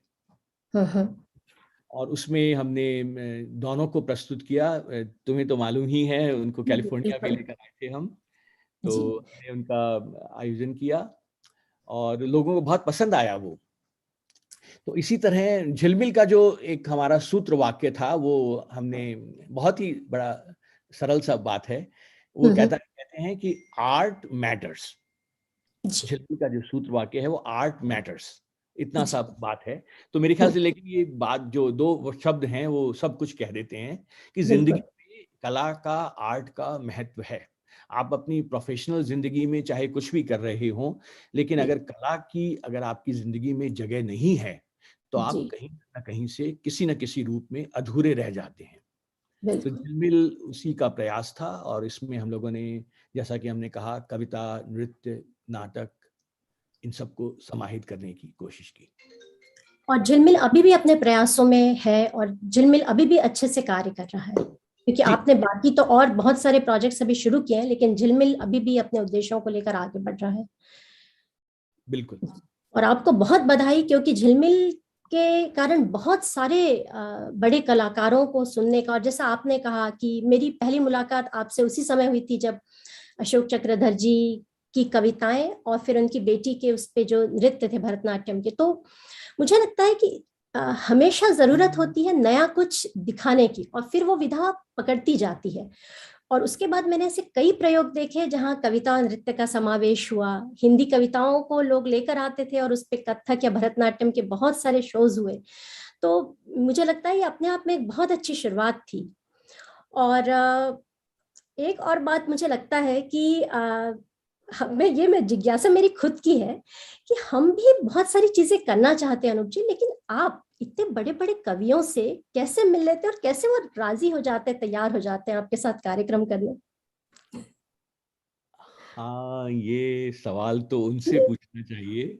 मतलब ये मैं हमेशा से जानना चाहती थी और मुझे लगा या इसी माध्यम में आप मुझे जरूर बताएंगे कि, क्योंकि जितने भी आपने कार्यक्रम किए हम तो उन्हें किताबों में और अखबारों में पढ़ते हैं, लेकिन आप उन्हें मंच पर लाते हैं और वो सब आपसे अभिभूत हो जाते हैं। तो ये क्या है जो आपकी तरफ उनको खींचता है, या साहित्य के प्रति आपका गहरा लगाव है जो आपको इस दिशा में इतना आगे ले जाता है? ये थोड़ा मुश्किल सवाल, कठिन सवाल है। कठिन सवाल है, लेकिन मैं कोशिश करता हूँ देने की। और मैं बिल्कुल जो मेरे मन में है, तुमने ये सवाल मुझे पता नहीं था पूछा जाएगा, तो मैं मन से जवाब दे रहा हूँ। तो मेरा उत्तर ये है कि यदि आपके मन में ईमानदारी है जी, है ना, और दूसरी बात, ईमानदारी तो होनी ही चाहिए, पूरी पारदर्शिता होनी चाहिए। तो मैंने जिन कवियों से भी बात की, जिन भी बड़े लोगों से मुझे मिलने का सौभाग्य रहा, मैंने दो बातें की कि एक तो पूरी ईमानदारी अपने प्रति, उनके प्रति, तभी संभव है बात का आगे बढ़ना। तो एक तो ईमानदारी रही और दूसरी पारदर्शिता रही। तो हमने उनको जो भी कहा, तो अशोक जी को जैसे मैंने लीजिए, अशोक चक्रधर जी को जब मैंने उनको बुलाया तो हमने उनको बड़ा स्पष्ट कहा कि, हमने कहा कि देखिए, आपको जितना पैसा भारत में मिलता है हम आपको नहीं दे सकते यहाँ पे, बिल्कुल, लेकिन हम आपको अपनी तरफ से जितना भी संभव होगा हम आपको देने की कोशिश करेंगे। जी, क्योंकि उन्हें हमने ये स्पष्ट कर दिया था कि हमारा कोई आर्थिक लाभ की हमें कोई इच्छा नहीं है। तो हमने बड़ा स्पष्ट कहा और अशोक जी तैयार हो गए इस बात के लिए। तो हमने बिल्कुल स्पष्ट, पारदर्शी तरीके से जो भी हमारे पास, जो भी हमने इकट्ठा किया वो हमने उनको दिया। तो वही दो चीजें कहूंगा, ईमानदारी और पारदर्शिता। जी, और माफ कीजिए थोड़ा कठिन सवाल मैंने पूछा, पर मेरा उद्देश्य है कि आज हम जो ये बातचीत कर रहे हैं, आप अपना इतना कीमती समय निकाल रहे हैं, तो वो सिर्फ इसी चीज में ना जाए कि आपने क्या क्या किया है, वो इस चीज की ओर भी जाए कि आपको देखकर और कोई आगे क्या क्या कर सकते हैं। तो आप राह भी दिखा रहे हैं और वही मैं करना चाह रही हूँ। और बात हम कर रहे हैं आपके अलग अलग मंचों की, आपने इतनी सारी जो चीजें शुरू की उसकी, और मुझे हमेशा लगता है कि इसके पीछे एक ये भी भाव रहा है कि हम सब की जो इच्छा होती है आप सुनते हैं और उसको आगे बढ़ाते हैं। तो आपने कविता हम तक लाई, कवियों को हम तक लाया, लेकिन हम सब ने जिद पकड़ ली कि हमें कविता पढ़नी है, सुननी है, लेकिन लिखनी भी है।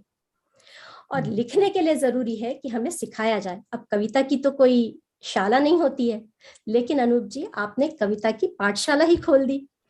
तो ये जो कविता की पाठशाला है, ये अपने आप में एक अनूठा प्रयोग है।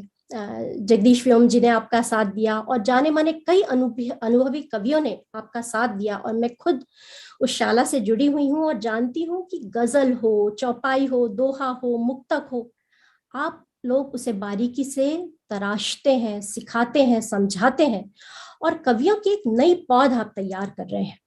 तो उसके लिए सबसे पहले तो आपको बधाई। और मैं जानना चाहूंगी कि आपको, ये तो बहुत अभी हाल ही की बात है, तो कैसा लग रहा है आपको? हाँ, तो मुझे अच्छा लगा कि तुमने कविता की पाठशाला की बात की। तो कविता की पाठशाला को मैं ई कविता पार्ट 2 कहता हूँ। अच्छा। वो इसलिए कि ई कविता में हमने कोशिश की थी कि जो कविताएं आपने लिख ली हैं उनको आप साझा करें, उनको परिमार्जित तो करना ही, जैसा हमने बात की कि दूसरों की टिप्पणियां आएंगी, सुझाव आएंगे, उससे बढ़ेगी। लेकिन फिर मुझे लगा कि यदि कोई कविता लिखता ही नहीं है, जी, बिल्कुल भी नहीं लिखता है, तो उसे कैसे लाया जाए? क्योंकि ई कविता में तो आपका कविता लिखना मान के चलते हैं कि आप कविता लिखते हैं जी। तो फिर इस परिकल्पना के साथ जन्म लिया कविता की पाठशाला में कि जो कविता नहीं लिखते हैं, कविता कैसे लिखना सिखाया जाए जी। एक नियोजित रूप में। तो उसके लिए हमने कविता की पाठशाला को जन्म दिया, और उसमें हमने यही कहा कि कविता में दो बातें होती हैं कि एक तो उसका होता है भाव पक्ष कि आप क्या सोचते हैं, लेकिन दूसरा होता है तकनीकी पक्ष जिसमें कि कविता के व्याकरण को समझना जरूरी होता है। तो कविता की पाठशाला इस परिकल्पना के साथ उसका जन्म हुआ कि कविता को लिखना तो नहीं सिखाया जा सकता, भाव तो जो आपके मन में है वो आपको ही लाने होंगे, लेकिन जो कविता का व्याकरण है, जो उसके नियम है, वो हम सिखा सकते हैं कविता की पाठशाला में। और यही हमने कहा और किया, और जगदीश व्योम जी हमारे साथ में रहे। तो ये बात मैं एक स्पष्ट करना चाहूंगा कि मेरे जितने भी प्रयास रहे हैं उनकी चाहे परिकल्पना मैंने की हो, चाहे उनका जो भी है, लेकिन ये सब काम संभव नहीं हो पाते जब तक कि मुझे अन्य लोगों का सहारा नहीं मिलता। और इस सहयोग हमें जगदीश व्योम जी ने, कमलेश भट्ट कमल जी, आजकल नीरज जी पढ़ा रहे हैं, गजल पढ़ा रहे हैं। तो हमने उसमें यही किया कविता की पाठशाला में कि एक एक विधा को हमने लिया। हम लोगों ने शुरुआत की नवगीत से, फिर हम लोग गए हाइकू की तरफ, दोहे लिखने सीखे, कुंडलियां लिखनी सीखी, माहिया लिखने सीखे, और फिर आजकल हम लोग गजल सीखने का प्रयास कर रहे हैं। तो इसमें हम यही कर रहे हैं कि हम इसमें ये बात हमने स्पष्ट की कि हमें आपकी जो आप कविताएं लिख चुके हैं उनकी हमें जरूरत नहीं है, वो तो आप लिख चुके हैं और उनको साझा करने के लिए ई कविता है और दूसरे मंच हैं। लेकिन यहाँ पर हम कविता को सीखना चाहते हैं, तो हम वो कविताएं सीखना हम चाहेंगे कि आप उन कविताओं को बांटें जो कि आपने कविता की पाठशाला के दौरान लिखी हैं। बिल्कुल। तो इसमें हम लोगों ने एक वेबसाइट बनाई है, एक हमारा व्हाट्सएप ग्रुप है, हम लोग जूम मीटिंग्स करते हैं, और इन सब के माध्यम से करीब 250 के करीब जो कि व्हाट्सएप समूह की सीमा है, हम लोग पहुंच गए हैं। और बड़े हमने कई नए कवियों को, फिर से मैं कहूँगा कि जन्म दिया है, उन्होंने लिखना शुरू किया। बिल्कुल मतलब ABCD से जो है कविता की उन्होंने मैं देख रहा हूँ, उन्होंने शुरू किया, और आजकल बढ़िया कविता हो रही है वहाँ पे।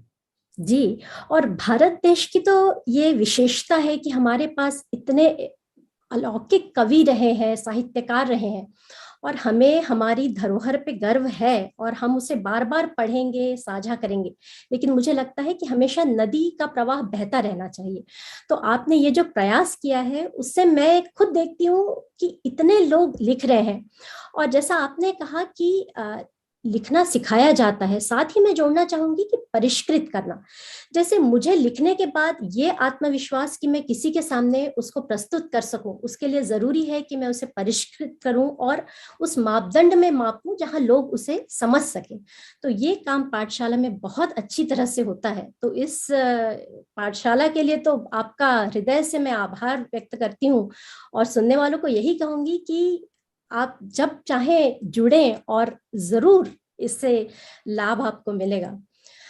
तो यहाँ पर भी हमने वही जो बात थी, मैं माफी चाहूंगा रोकने के लिए, लेकिन वही हमारा इसका सूत्र वाकई ये जो है वो यही है कि कविता को सीखना तनाव नहीं, आनंद होना चाहिए, आनंद होना चाहिए। जी तो यही हम लोगों ने उसमें किया और सबको आनंद आ रहा है, तो सभी कविता सीख रहे हैं।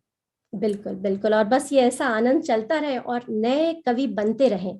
और जब नए कवियों की बात आती है तो मैं यहाँ एक छोटा सा और सवाल करूंगी अनूप जी, कि जब हम ऐसे हिंदी मंच की बात करते हैं, साक्षात्कारों की बात करते हैं, कवि सम्मेलनों की बात करते हैं, तो अक्सर मेरी और आपकी उम्र के लोग ही ज्यादा दिखते हैं, ज्यादा आते हैं और वही जुड़ते हैं। और हम तो अभी आने वाले कुछ सालों में करेंगे, लेकिन ये मशाल अब हमको आगे भी देनी है ताकि ये चलता रहे, दौर, ये सिलसिला चलता रहे। तो उस दृष्टि में, उस दृष्टि से अगर देखा जाए तो आपके प्रयास या आपके विचार में जानना चाहूंगी। बहुत अच्छा सवाल है और उसका उत्तर जो है दुर्भाग्य से बहुत अच्छा नहीं है, और वो इस मैं बड़ा स्पष्ट शब्दों में कहूंगा कि जो हिंदी की जो जितने भी काम हो रहे हैं जी, उसमें से अधिकांश लोग वही जुड़े हुए हैं जो कि अपना अपना अधिकांश समय भारत में गुजारने के बाद यहाँ पर आए थे, जैसे हम हैं। और तो लेकिन जो दूसरी पीढ़ी जो है जिन्होंने यहाँ पर जन्म लिया है, तो सवाल ये उठता है कि उनमें हिंदी के प्रति प्रेम कैसे बढ़ाया जाए, जागृत किया जाए। जी, तो वो उस दिशा में प्रयास कुछ और जरूरी हैं। जी, जी, क्योंकि मैं स्वयं अपने परिवार का मैं उदाहरण दूंगा कि हमारे बच्चे भी जो हैं हिंदी बोलते हैं, समझते हैं, लेकिन उनमें उतना जज्बा नहीं है, उतना नहीं है जितना होना चाहिए। लेकिन इसी बात को दूसरी तरह से देखा जाए तो ठीक है, हम लोग अगर बड़े हो रहे हैं तो एक नई पीढ़ी भी आ रही है भारत से, जो कि इस मशाल को आगे बढ़ाने के लिए तैयार है। तो वो काम तो ये संदीप हमारे बीच में हैं, तो अभी उससे संदीप से हम सुनेंगे। तो वो हमारी नई पीढ़ी है जो इस मशाल को शायद आगे ले जा सके। जी, मुझे बहुत अच्छा लगता है अनूप जी कि मैं आपसे कुछ भी पूछूं तो आपके पास उत्तर भी होता है और साथ में उसका प्रमाण भी होता है। तो सच्ची संदीप जी भी बहुत काम कर रहे हैं, और बस ऐसे ही लोग जुड़ते रहें तो साहित्य और भाषा इतने व्यापक है कि वो बने ही रहेंगे, उसके लुप्त होने का कोई डर ही नहीं है। बस यही है कि हम उसे अच्छी तरह से आगे ले जा सकें, और ये प्रयास जो है वो अनवरत चलता ही रहता है। और उसी प्रयास में आपका एक और योगदान मैं यहाँ पर जोड़ना चाहूंगी, जिसका नाम है हिंदी से प्यार, जो आपने अभी हाल ही में कुछ हफ्तों पहले आपने ये योजना शुरू की है। तो उस बारे में तो मैं भी बहुत अच्छे से नहीं जानती और बहुत उत्सुक हूँ जानने के लिए, क्योंकि यहाँ आज जितने भी लोग जुड़े हैं या आगे भी जाकर जो ये सुनने वाले हैं, उन सब का एक मूलभूत जो है वो समानता सब में है कि सबको हिंदी से बहुत ज्यादा प्यार है। और आपकी संस्था का नाम ही है हिंदी से प्यार, तो हमें बताइए उसके बारे में। हाँ, नहीं, अच्छा लगा मुझे तुमने पूछा। और जिसको बोलते हैं कि हिंदी से प्यार है, मेरा न्यूएस्ट बेबी है मेरा, तो अपने सबसे छोटे बच्चे से अधिक प्यार होता है सबको, तो मुझे भी प्यार है। तो इसमें पहली बात तो मैं ये कहूँगा कि जो हमारा समूह है उसका नाम ही है हिंदी से प्यार है। तो मैं इसको कोई बड़ा नाम भी दे सकता था कि जैसे बड़े बड़े नाम होते हैं, हिंदी प्रचार समिति, संस्था वगैरह वगैरह, लेकिन हमने एक सोचा कि एक बड़ा सरल सा नाम दिया जाए, और ऐसा नाम दिया जाए जो उसकी जो परिकल्पना है उसको पूरी तरह से अभिव्यक्त कर सके। जी, तो ये हिंदी से प्यार है, जो जैसा कि नाम है वही उसका उद्देश्य है। जी, तो हमने कोशिश की कि एक मंच बनाया जाए जिसमें कि जिन लोगों को भी हिंदी से प्यार है जोड़ा जाए। तो जो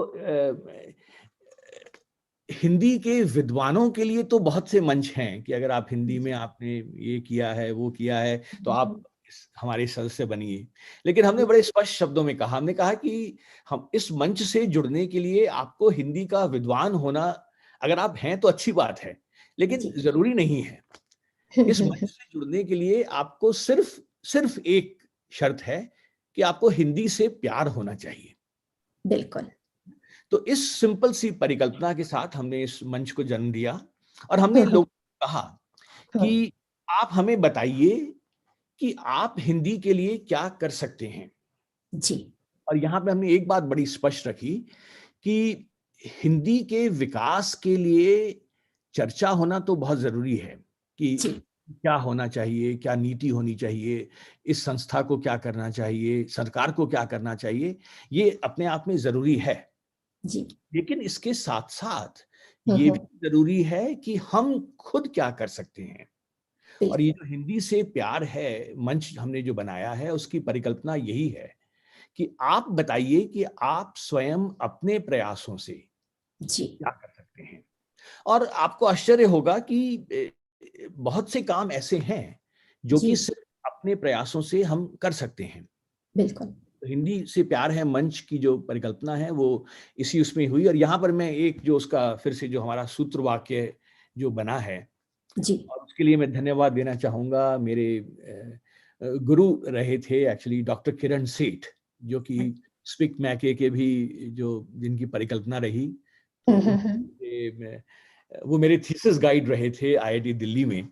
तो उन्होंने अभी मुझे उनसे अभी भी मेरा संपर्क है, तो उन्होंने मुझे वाक्य लिख के भेजा और वो मुझे बहुत पसंद आया और उसको हमने फिर उनकी आज्ञा से सहमति से उसका एक सूत्र वाक्य बन गया।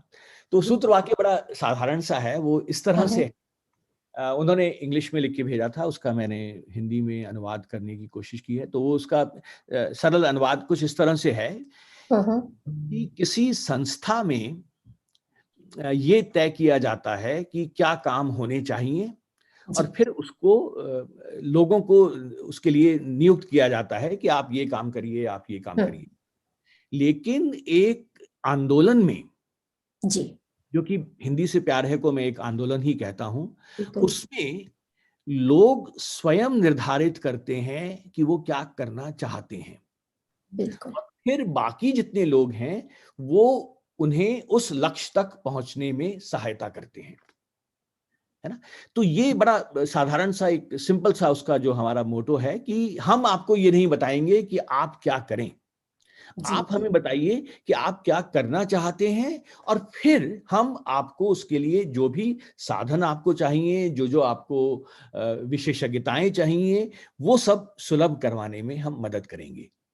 तो हिंदी बहुत अच्छी बात है और इसके लिए हमने कई प्रयास, जमीन से जुड़े हुए प्रयास हमने शुरू किए हैं और वो कार्यान्वित हो रहे हैं। इसमें हमें विश्व हिंदी सचिवालय का भी जो सहयोग मिला, मैं इसमें जिक्र कर दूं कि अभी कुछ महीने पहले मुझे विश्व हिंदी सचिवालय का अंतरराष्ट्रीय समन्वयक नियुक्त किया गया था। तो इसको हम उससे भी जोड़ रहे हैं कि जो भी सहायता विश्व हिंदी सचिवालय दे सकता है, वैश्विक हिंदी परिवार हमारे साथ में है, केंद्रीय हिंदी संस्थान साथ में है, तो ये सब जो भी अगर आपको सहायता चाहिए तो हम वो भी उपलब्ध कराएंगे। जी, भारत में एक बड़ी प्यारी सी चीज होती है ना, साझा चूल्हा जो बीच में होता है और आप सब आते हैं और मिलकर बनाते हैं। तो मुझे बिल्कुल आपका ये जो आंदोलन है वैसा ही लग रहा है और आपने जैसा कहा उद्देश्य अच्छा है, खुशी खुशी कर रहे हैं, तो मुझे पता है कि ये आंदोलन भी सफल ही होगा। और आपके आंदोलनों की सफलता में एक स्वार्थ है अनूप जी कि हिंदी का भला होना है, हिंदी और समृद्ध होनी है। और चाहे भारत हो, चाहे अमेरिका हो, चाहे इंग्लैंड या कोई भी देश, हम सब यही चाहते हैं कि हमारी भाषा उन्नति की ओर बस बढ़ती ही रहे। और आपसे बातें तो बहुत हैं, पर जैसा कि कृष्ण कुमार जी ने कहा था कि कन्हैया जी की घड़ी का इशारा होने लगा है, तो मुझे लगता है कि अब हमें थोड़ा सा समेटना चाहिए। लेकिन ये बातचीत अधूरी है अनूप जी अगर हम उनको ना बुलाएं जिनके कारण आप हैं। मैं तो ऐसा मानती हूँ। तो मैं पहले एक आप ही की लिखी पंक्ति कहूंगी, पंक्तियां दो। तुम सिर्फ एक पंक्ति में कुछ इस तरह समाती हो, तुम सिर्फ एक पंक्ति में कुछ इस तरह समाती हो, स्वयं अगरबत्ती सी सुलगती हो, मुझको महकाती हो।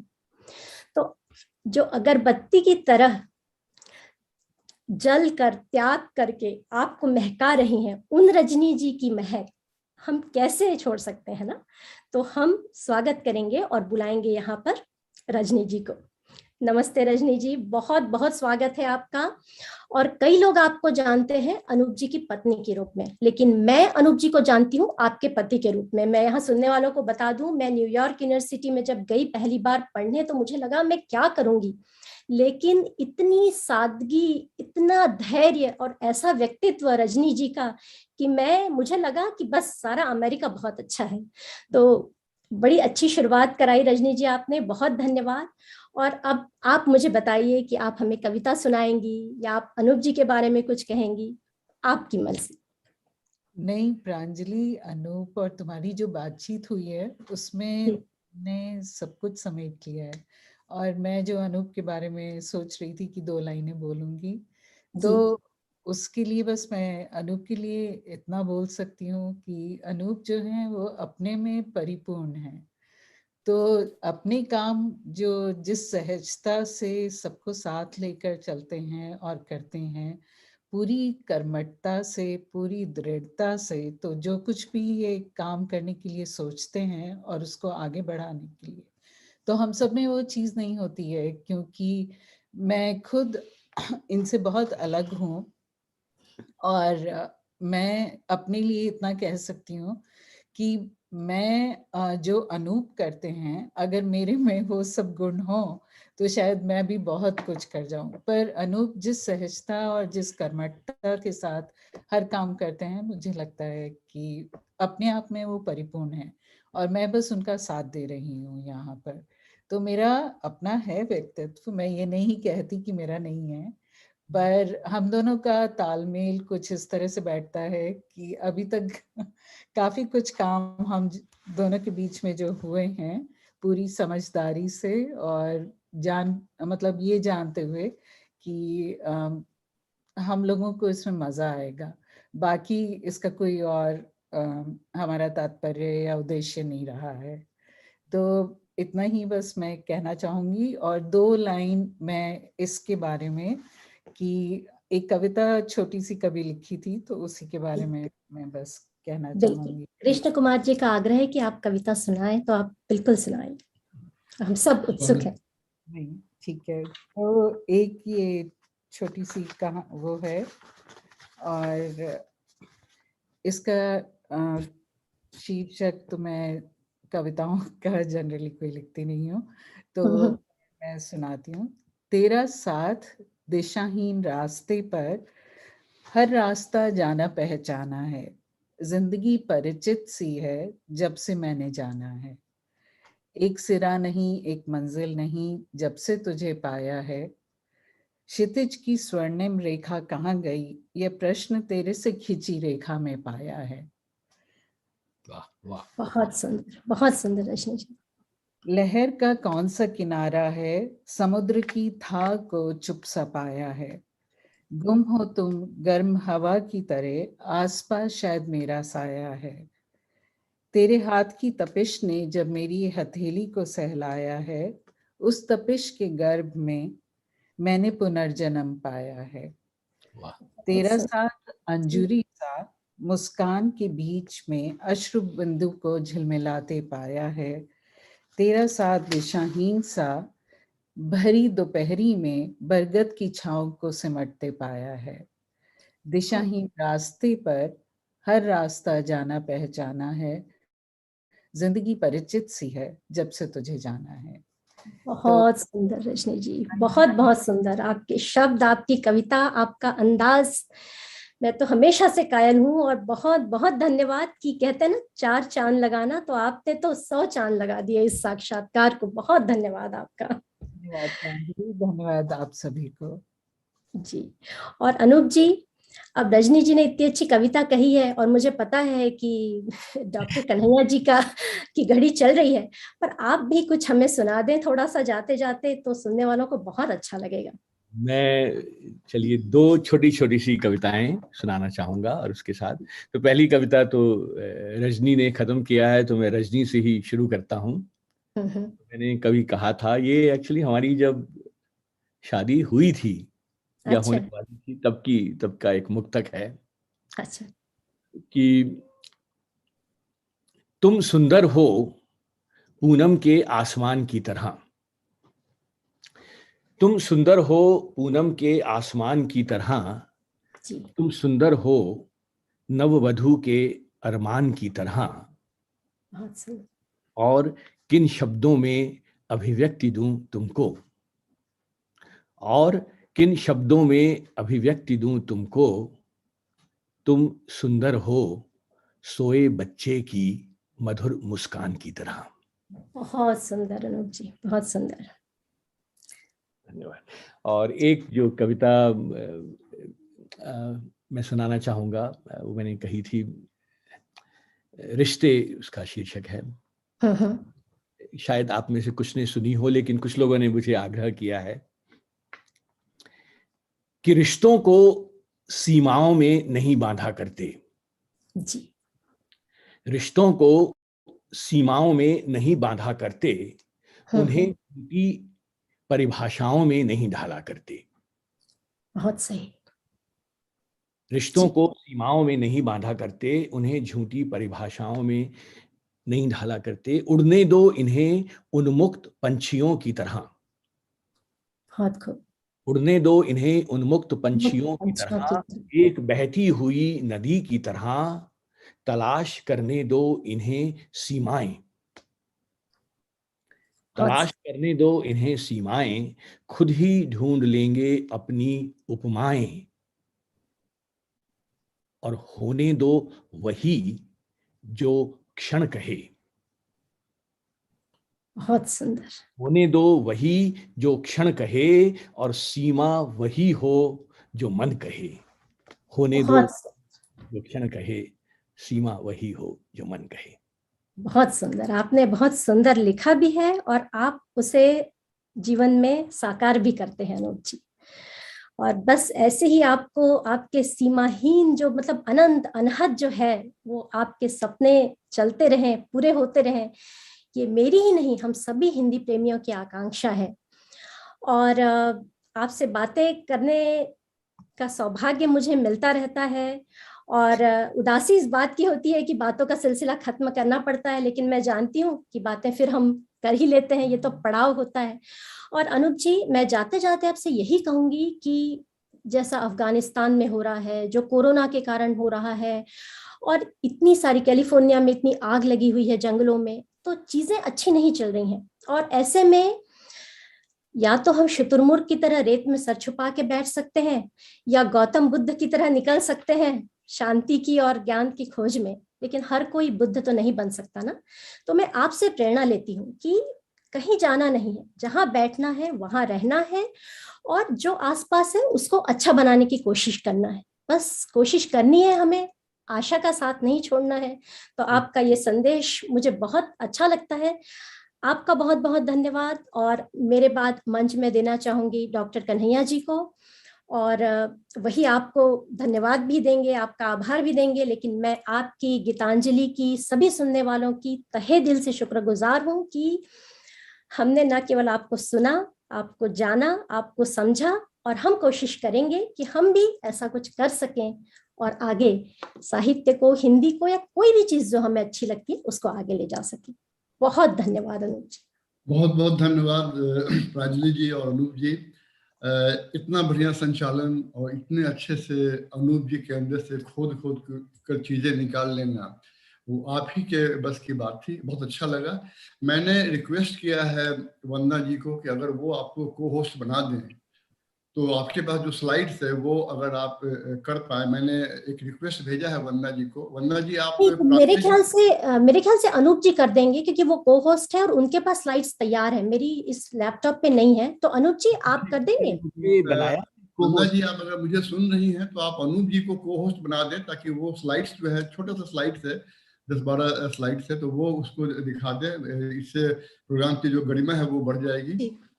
जी मैंने उनको बना दिया है, तो वो शेयर कर सकते हैं। बना दिया है। धन्यवाद। मैं बता दूं कि ये हमारे एक बहुत अच्छे कार्यक्रम में से एक, हम लोगों ने 17वां कार्यक्रम किया है, और जिस ढंग से मजे अंदाज में प्रांजलि जी ने अनूप जी से प्रश्न पूछा और अनिल जी ने जिस सादगी से उत्तर दिया है, 2-3 बातें जो मैंने इनसे सीखी कि आप ईमानदारी और पारदर्शिता आप में होनी चाहिए, बहुत बड़ी बात है, हर किसी में होनी चाहिए। दूसरी बात, इन्होंने कहा कि प्रचार और प्रसार जो हिंदी का है और साहित्य का है, उसको आंदोलन के रूप में ले, बहुत बड़ी बात है। और ये जिस ढंग की का कार्य जो कर रहे हैं अनूप जी, वहाँ हम लोगों ने गीतांजलि में इसी ढंग का कार्य शुरू किया है। हम लोग यंग जनरेशन को, अपनी नई पीढ़ी को आगे लेके आ रहे हैं, ताकि वो साहित्य से जुड़े। किशोर कुमार जी को इसका श्रेय जाता है, और स्वर्ण जी को इसका श्रेय जाता है कि हम लोग आगे बढ़ रहे हैं। वंदना जी, आप are you in a position to make Anoop Bhargava को होस्ट? जी हाँ, वो हैं, अब इस समय होस्ट हैं और वो शेयर कर सकते हैं। जी धन्यवाद वंदना जी।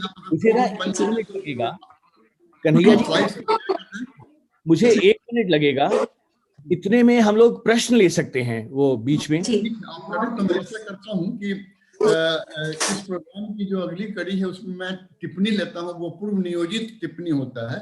तो हरीश नवल जी जुड़ नहीं पाए हैं हमसे, उनको उनकी बहन जो है 7 सालों के बाद आज राखी में उनको राखी रक्षाबंधन राखी बांधने आई है, तो उन्होंने कहा कि मेरे लिए बहुत बड़ा उपलक्ष्य है। हमने कहा कि ये उपलक्ष्य सबसे बड़ा है, आप बहन से राखी बंधवाएं। तो मैं चाहूंगा कि अब मैं बुलाऊं संदीप व्यास जी को, जो रहने वाले तो उदयपुर से हैं, लेकिन अभी वो न्यू जर्सी में हैं, और वो 2007 से मुझे लगता है, जैसा उन्होंने बताया था, कि वो ई कविता से जुड़े हुए हैं और काफी नजदीकी हैं अनूप जी के, इनके सब कार्यों में उनका योगदान रहता है। तो आप वंदना जी, आप संदीप व्यास को स्पॉटलाइट पे ले आए, ताकि उनकी टिप्पणी मैं ले सकूं। बहुत बहुत शुक्रिया कृष्ण कन्हैया जी। प्रांजलि जी, आपका साक्षात्कार बहुत सफल रहा। मुझे लगता था कि मैं अनूप जी को बहुत हद तक जानता हूं। ऐसा लगा कि अभी अनूप जी के अंदर जो और गहराई है उसको अभी और जानना बाकी है, बहुत कुछ सीखना बाकी है।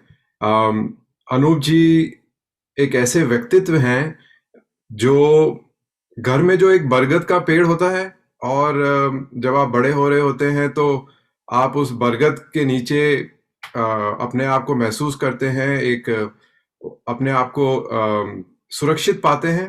तो अनूप जी, मेरे हिसाब से अनूप जी का व्यक्तित्व ऐसा ही है कि वो मेरे लिए एक बरगद का पेड़ है पर्सनली।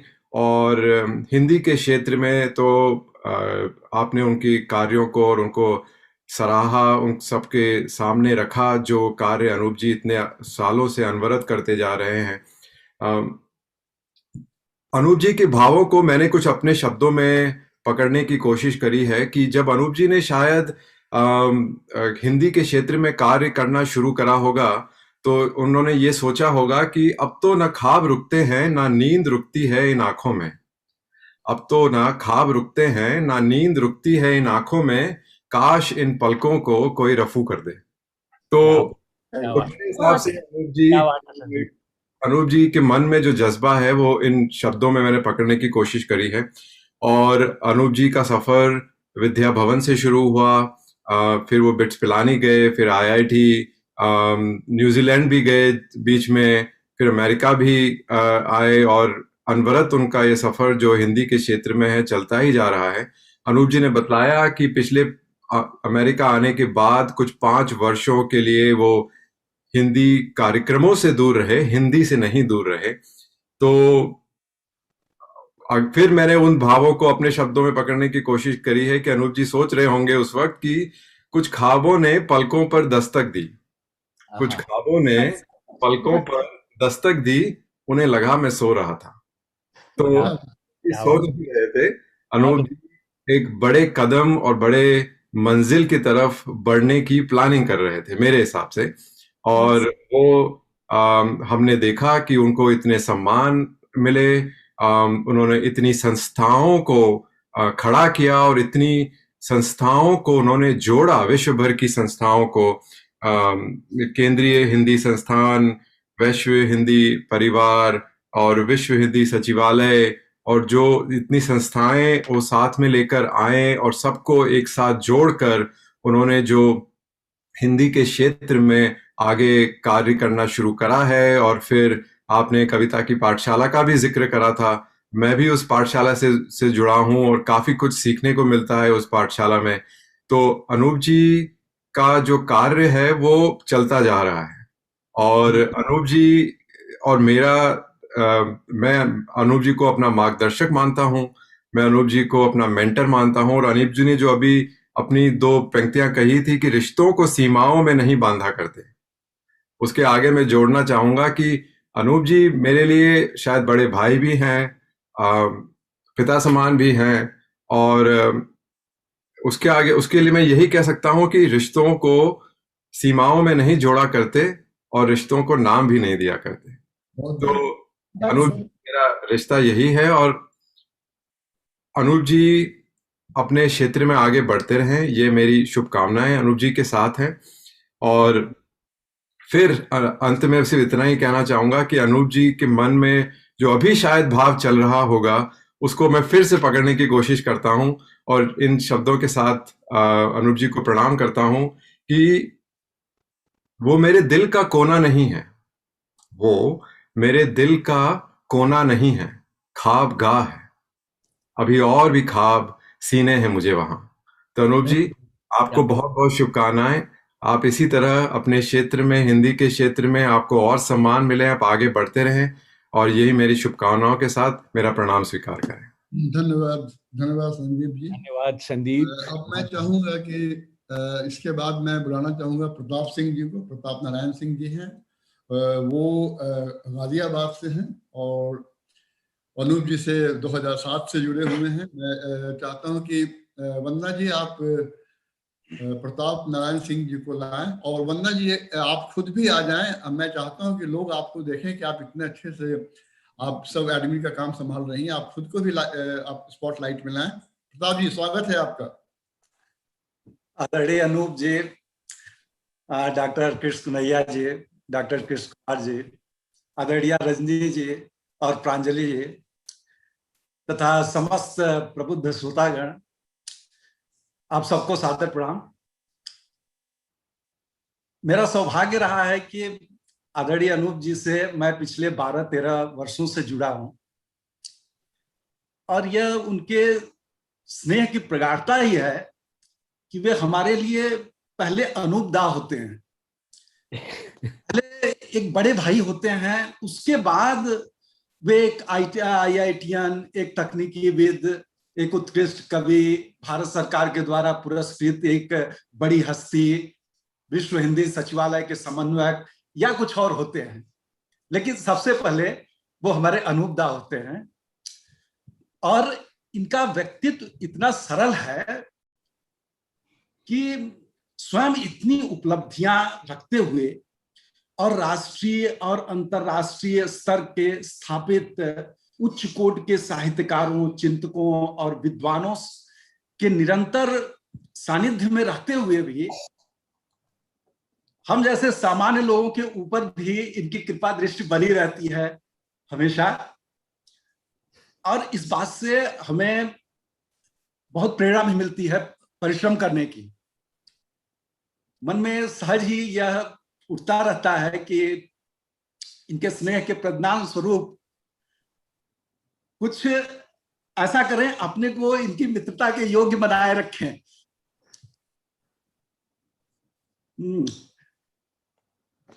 अनूप दा की कई बातों में से यह बात भी मुझे बहुत ही प्रभावित करती है कि हिंदी भाषा और साहित्य के प्रचार प्रसार और उसे समृद्ध बनाने की दिशा में किए जाने वाले संभावित प्रयासों को वे परिचर्चाओं में मात्र रेखांकित ही नहीं करते, फिर तो उस दिशा में एक ठोस योजना बनाकर उसे क्रियान्वित भी करते हैं। जो कि अधिक महत्वपूर्ण है। उनके द्वारा गठित ई कविता, कविता की पाठशाला, झिलमिल, हिंदी से प्यार है, जिनका अभी सारा जिक्र हुआ, ये सब उन बातों के उदाहरण हैं। और हिंदी से प्यार है मंच तो आज ऐसा है कि उनके आह्वान मात्र पे इतने लोग जुड़े और स्वेच्छा निस्वार्थ भाव से लोग उसमें काम कर रहे हैं, जिसमें कि हमारी साहित्यिक धरोहर के संचयन और प्रचार प्रसार का कार्य तेजी से हो रहा है। अनूप दास साहित्य के क्षेत्र में जितना कार्य करते हैं उसे देखकर कई बार मन में प्रश्न उठता है कि इन्हें अपने अन्य कार्यों के लिए किस तरह से समय निकालते होंगे, क्योंकि अभी प्राय ये पूछा जाता है कि भाई आप साहित्य के लिए कैसे समय निकालते हैं, क्योंकि एक प्रोफेशनल वो हैं, आईटी के प्रोफेशनल हैं, तो प्राय ये लोग सोचते हैं कि भाई साहित्य के लिए, कविता के लिए, इन सब के लिए आप कैसे समय निकालते हैं। लेकिन मेरे मन में तो उल्टा प्रश्न उठता है कि ये अपने अन्य कार्यों के लिए कैसे निकालते हैं, क्योंकि हमेशा उपलब्ध रहते हैं हर मंच पर। और यह के प्रति इनका प्रगाढ़ प्रेम, इनके प्रगाढ़ प्रेम को ही दर्शाता है, क्योंकि प्रेम होने पर ही मनुष्य अपनी संपूर्ण शक्ति के साथ प्रयत्न करता है। तो के साथ इनका जो जुड़ाव है वो एक प्रेम की हद तक है। और अंत में यही कहना चाहूंगा कि वे व्यक्तिगत और कार्यगत दोनों ही रूपों में सदा हमारे लिए प्रेरणा स्रोत रहे हैं और हमेशा रहेंगे। और उनका स्नेह पात्र में बना रहूं और उनका स्नेह प्राप्त होता रहे हमेशा, यही कामना करता हूं। और अनुदा को प्रणाम करता हूं शब्दों के साथ ही मैं। प्रताप सिंह जी बहुत बहुत धन्यवाद। मैं चाहता था कि चूंकि हरीश नवल जी नहीं आ पाए हैं तो मैं कपिल कुमार जी को बुलाऊं बेल्जियम से, लेकिन वो शायद जा चुके हैं। तो मैं एक टिप्पणी और लूंगा और मैं ये टिप्पणी यूके से लूंगा। और मैं उस शख्सियत को बुलाना चाहता हूं जो आज आई हैं यहाँ पर, और उनके टिप्पणी देने का जो अंदाज है वो बिल्कुल, मैं हमेशा उनको कोट करता हूँ। अरुणा जी, अजीत सारिया जी, आप कुछ बोलना चाहेंगी अनूप जी के बारे में? नमस्कार, मुझे ये मौका देने के लिए आपका आभार। स्वागत है। और आपने कहा कि आज मैं बहुत दिनों बाद दिखाई दी हूँ। मन तो हमेशा आप लोगों का कार्यक्रम देखने के लिए रहता है, लेकिन कुछ व्यस्तता और कुछ बस यूं ही। पर आज तो आना बहुत जरूरी था, क्योंकि अनूप जी को तो सुनना था। और प्रांजलि जी ने इतनी गहराई में ले जा करके उनका परिचय, उनके पूरी यात्रा को इस तरह से हम लोगों के सामने दिखा दिया जैसे कोई चलचित्र में दिखाता है। मैं अनूप जी को बहुत कम समय से जानती हूँ, लेकिन आज मुझे लगा कि मैं तो उनको वर्षों से जानती हूँ। तो सबसे पहले तो मैं प्रांजलि जी को इतने सुंदर प्रश्नों के द्वारा उनकी जीवन यात्रा को हम लोगों के सामने सजीव करने के लिए आपको बहुत बहुत साधुवाद। और अब आते हैं अनूप जी की तरफ। अनूप जी से मेरा जुड़ाव अभी, वैसे तो वैश्विक हिंदी परिवार में हम लोग मिलते हैं, वातायन में भी मिलते हैं, कई मंचों पे इनसे मिलना होता है, लेकिन वो एक दूसरी भूमिका होती है। आज मैंने उनको व्यक्ति के रूप में एक कर्मठ सिपाही के रूप में देखा, हिंदी के कर्मठ सिपाही। और जो बात मुझे बहुत गहराई से छू गई और मुझे लगा कि सीखने लायक बात है, वो दो बातें मुझे लगी कि यदि आप ईमानदार हैं, पारदर्शिता से काम करते हैं और अपने काम में आनंद लेते हैं, तो सफलता तो आपके पैर छुए ही। और मैं तो अपनी तरफ से यही लेकर जा रही हूँ। सूत्र रूप में अगर कहूँ तो मुझे पता है समय की सीमा है। अनूप जी और प्रांजलि जी, आप दोनों को बहुत बहुत बधाई। और खाली इतना कह दूं कि हिंदी से प्यार है में मैं भी जुड़ी हुई हूँ। मैं चाहती थी कि आप उसमें जो अलग अलग योजनाएं चल रही हैं उसके बारे में बताते कुछ, पर शायद आप उस तक नहीं गए, क्योंकि हिंदी से प्यार के अंतर्गत कई योजनाएं चल रही हैं, उसमें से कुछ के साथ मैं भी जुड़ी हुई हूँ। और मैं चाहती हूँ कि बाकी लोगों को भी इसके बारे में पता चले, ताकि लोग उससे प्रेरणा लें और उसके साथ जुड़ सकें। आज बस इतना ही, धन्यवाद। आप दोनों को बहुत बहुत शुभकामना और मुझे ये मौका देने के लिए बहुत बहुत आभार। बहुत बहुत धन्यवाद अरुणा जी, आपने बिल्कुल निचोड़ के जितनी बातें आपने रख दी है बहुत अच्छा लगा, और सच में सीखने लायक चीजें कई है अनूप जी से जो हम लोग सीख रहे हैं, और इस कार्यक्रम के माध्यम से कई लोग सीखे होंगे। जिन लोगों ने इनको सुना है इस प्रोग्राम को, उन लोगों ने जाना है कि इतने कर्मठ अनूप जी हैं और किस ढंग से अपने सब कामों को अपने ढंग से कर पाते हैं। बहुत बड़ी बात है। अब मैं चाहूंगा कि मैं कृष्ण कुमार जी को लाऊं, लेकिन इसके पहले अगर वंदना ने अनूप जी को को होस्ट बना दिया है तो अनूप जी आप अपने स्लाइड्स को यहाँ दिखला दें, तब मैं कृष्ण कुमार जी को लाऊंगा। जी कन्हैया जी, मैं शेयर कर सकता हूँ, मैं कोशिश करता हूँ। स्वागत है। तो ये कुछ चित्र हैं जो मेरी जिंदगी की यात्रा को प्रांजलि ने ही चुने हैं, उन चित्रों को, और ये जो स्लाइड शो है वो प्रांजलि ने ही बनाया है, तो मैं उसको शेयर करने की कोशिश करता हूँ।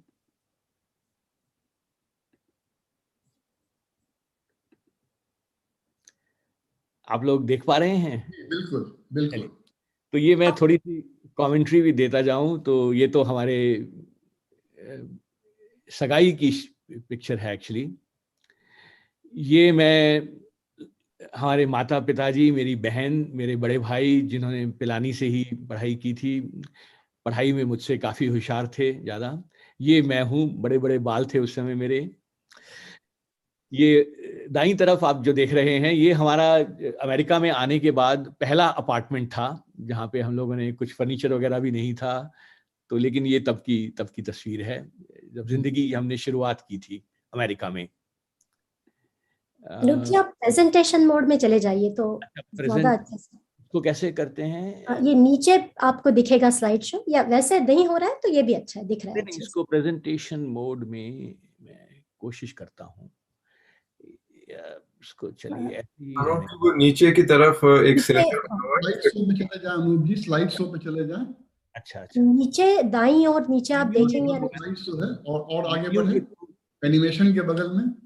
हाँ, एनिमेशन के बगल में चलिए, स्लाइड शो पर क्लिक करेंगे तो आ जाएगा स्लाइड शो पे। अच्छा, मैं 1 मिनट थोड़ा सा और आगे, 3 आइकॉन्स और आगे। अच्छा ठीक है, ऐसे ही बढ़े अनूप जी, हम लोग देख पा रहे हैं। इससे अगला भैया, ये ओके ओके, धन्यवाद। ये हम लोगों की न्यूजीलैंड की पिक्चर है। हमारा बेटा 4 साल का था, बिटिया तब हुई ही थी, और ये संयोगवश बता दें कि हमारा बेटा अब तो बड़ा हो गया है, और हमारा बेटा और हमारी जो बहू हैं वो आपके इंग्लैंड में ही रहते हैं, अब लंदन में मूव किए हैं। और ये हमारे पिताजी हैं, उनके साथ बेटा और बिटिया, ये सब न्यूजीलैंड की फोटो हैं। उप्स, ये क्या आ गया? अच्छा, ये हमारी अलग अलग हैं।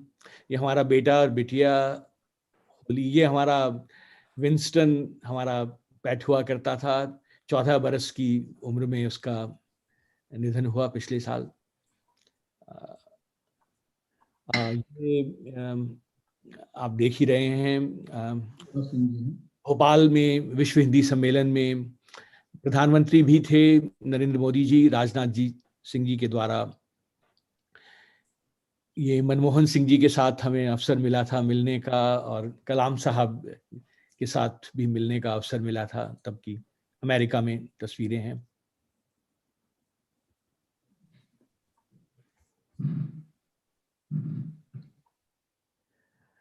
नीरज जी के साथ में अमूल्य क्षण।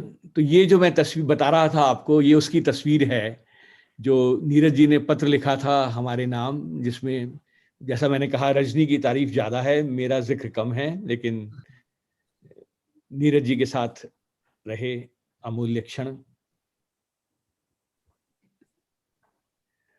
गुलजार साहब के साथ मुझे कविता पढ़ने का सौभाग्य मिला।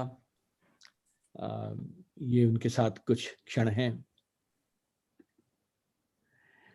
हाँ, ये देवानंद साहब आए थे यहाँ पर अमेरिका, तो मेरे प्रिय नायक रहे हैं, तो उनके साथ मिलने का सौभाग्य रहा।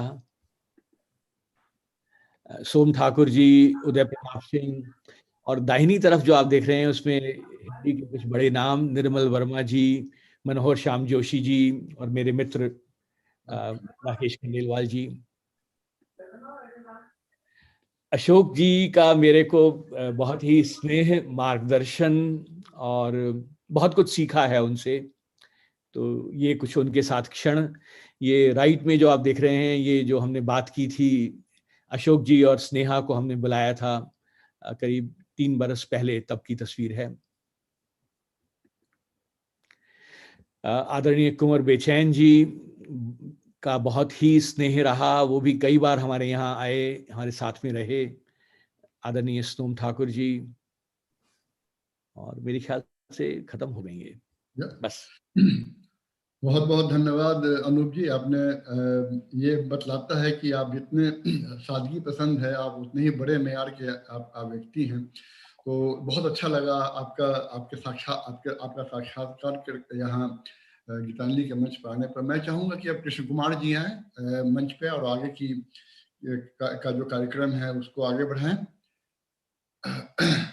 वंदना, कृष्ण कुमार जी को लाया जाए मंच पे, और मैं चाहूंगा कि वंदना जी भी जरूर आए ताकि हमारे जितने दर्शक हैं वो देख सके कि पर्दे के पीछे कैसे संचालन किया जाता है और मेन कुमार जी। ठीक है, धन्यवाद।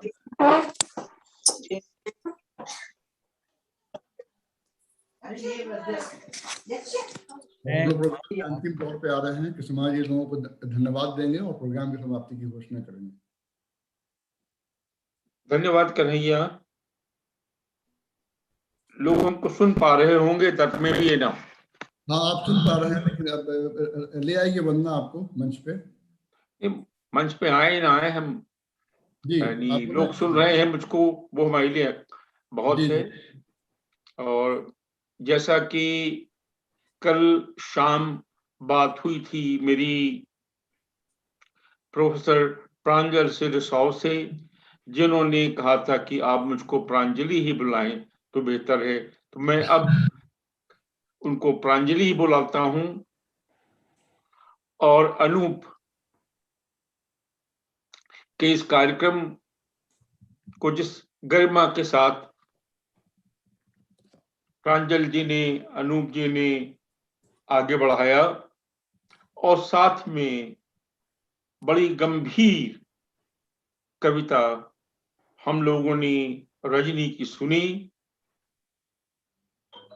और साथ में जो स्लाइड शो रहा उसने इस कार्यक्रम को अपनी चरम सीमा पर पहुंचा दिया।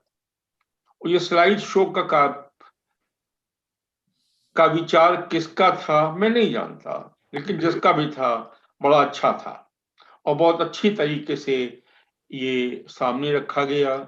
प्रांजल का था तो जैसा मैंने पहले कहा है, वो इसको सिद्ध करता है कि वो एक जीवन में ही कितने जीवन जी रही हैं।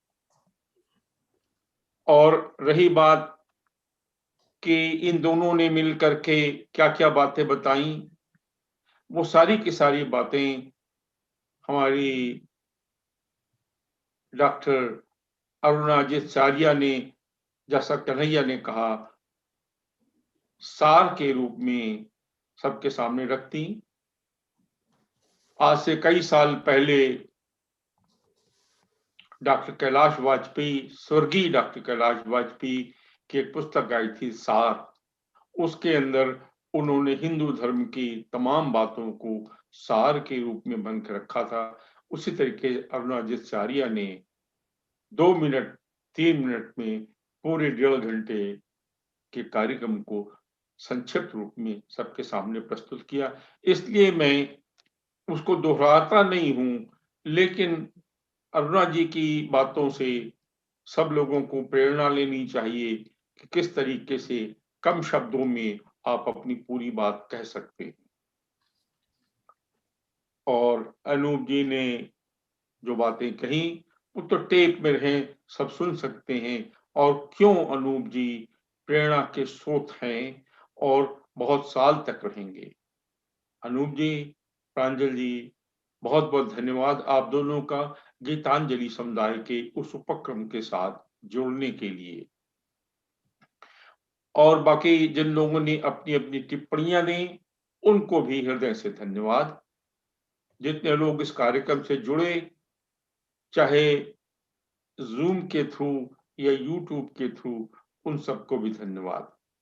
और जो लोग नहीं जुड़ पाए वो इस कार्यक्रम को यूट्यूब पर बाद में भी देख सकते हैं। इन शब्दों के साथ समय हो चुका है और कन्हैया के हाथ का हंटर, समय का हंटर अब मुझको दिखाई नहीं दे रहा है, लेकिन मैं इसका उपयोग या दुरुपयोग नहीं करूंगा और मैं अब इस कार्यक्रम की समाप्ति की घोषणा करता हूं। बहुत बहुत धन्यवाद आप सबका। अंत में मैं एक बात जरूर बोलना चाहूंगा जो कि समाज जी ने कहा है कि आप लोग इस पूरे प्रोग्राम को YouTube पे देख सकते हैं। आपको गूगल में या YouTube में gmlcuk.com डालना होगा और आप देखिए मेरे अनुरोध पर वंदना जी आ गई हैं, आप इनको देख लें। इन्हीं के वजह से आज का कार्यक्रम जो है वो सफल हो पाया है। इनको मैं बहुत साधुवाद और धन्यवाद देता हूं। और एक दूसरी बात मैं जो बोलना चाहूंगा कि हमारा जो अगला कार्यक्रम है वो 5 तारीख का है, 5 सितंबर का है। उसके बारे में जो कुछ लोगों से बातचीत चल रही है, तो मैं आज आपको पूरी सूचना नहीं दे पाऊंगा कि हम लोग के साथ कौन लोग आ रहे हैं, लेकिन जल्द ही आपको इसकी सूचना दी जाएगी। और जैसा कि आप जानते हैं कि ये अंतर्राष्ट्रीय उत्सव जो गीतांजलि का कार्यक्रम है वो महीने में 2 बार होता है और मैं आप लोगों को ये गुजारिश करना चाहूंगा कि आप लोग जरूर इस प्रोग्राम से जुड़ें और कई बड़ी हस्तियों को आपको सुनने का मौका मिलेगा अनूप जी की तरह, जिनकी जीवनी से आप सीख सकते हैं, उनको अपने आचरण में ढाल सकते हैं और ये सीख आप अपने जीवन में हमेशा लागू कर सकते हैं। बहुत बहुत धन्यवाद और इन्हीं शब्दों के साथ मैं आप सब लोगों से विदा लेता हूं। धन्यवाद, नमस्कार, जय हिंद, सत श्री अकाल, थैंक यू।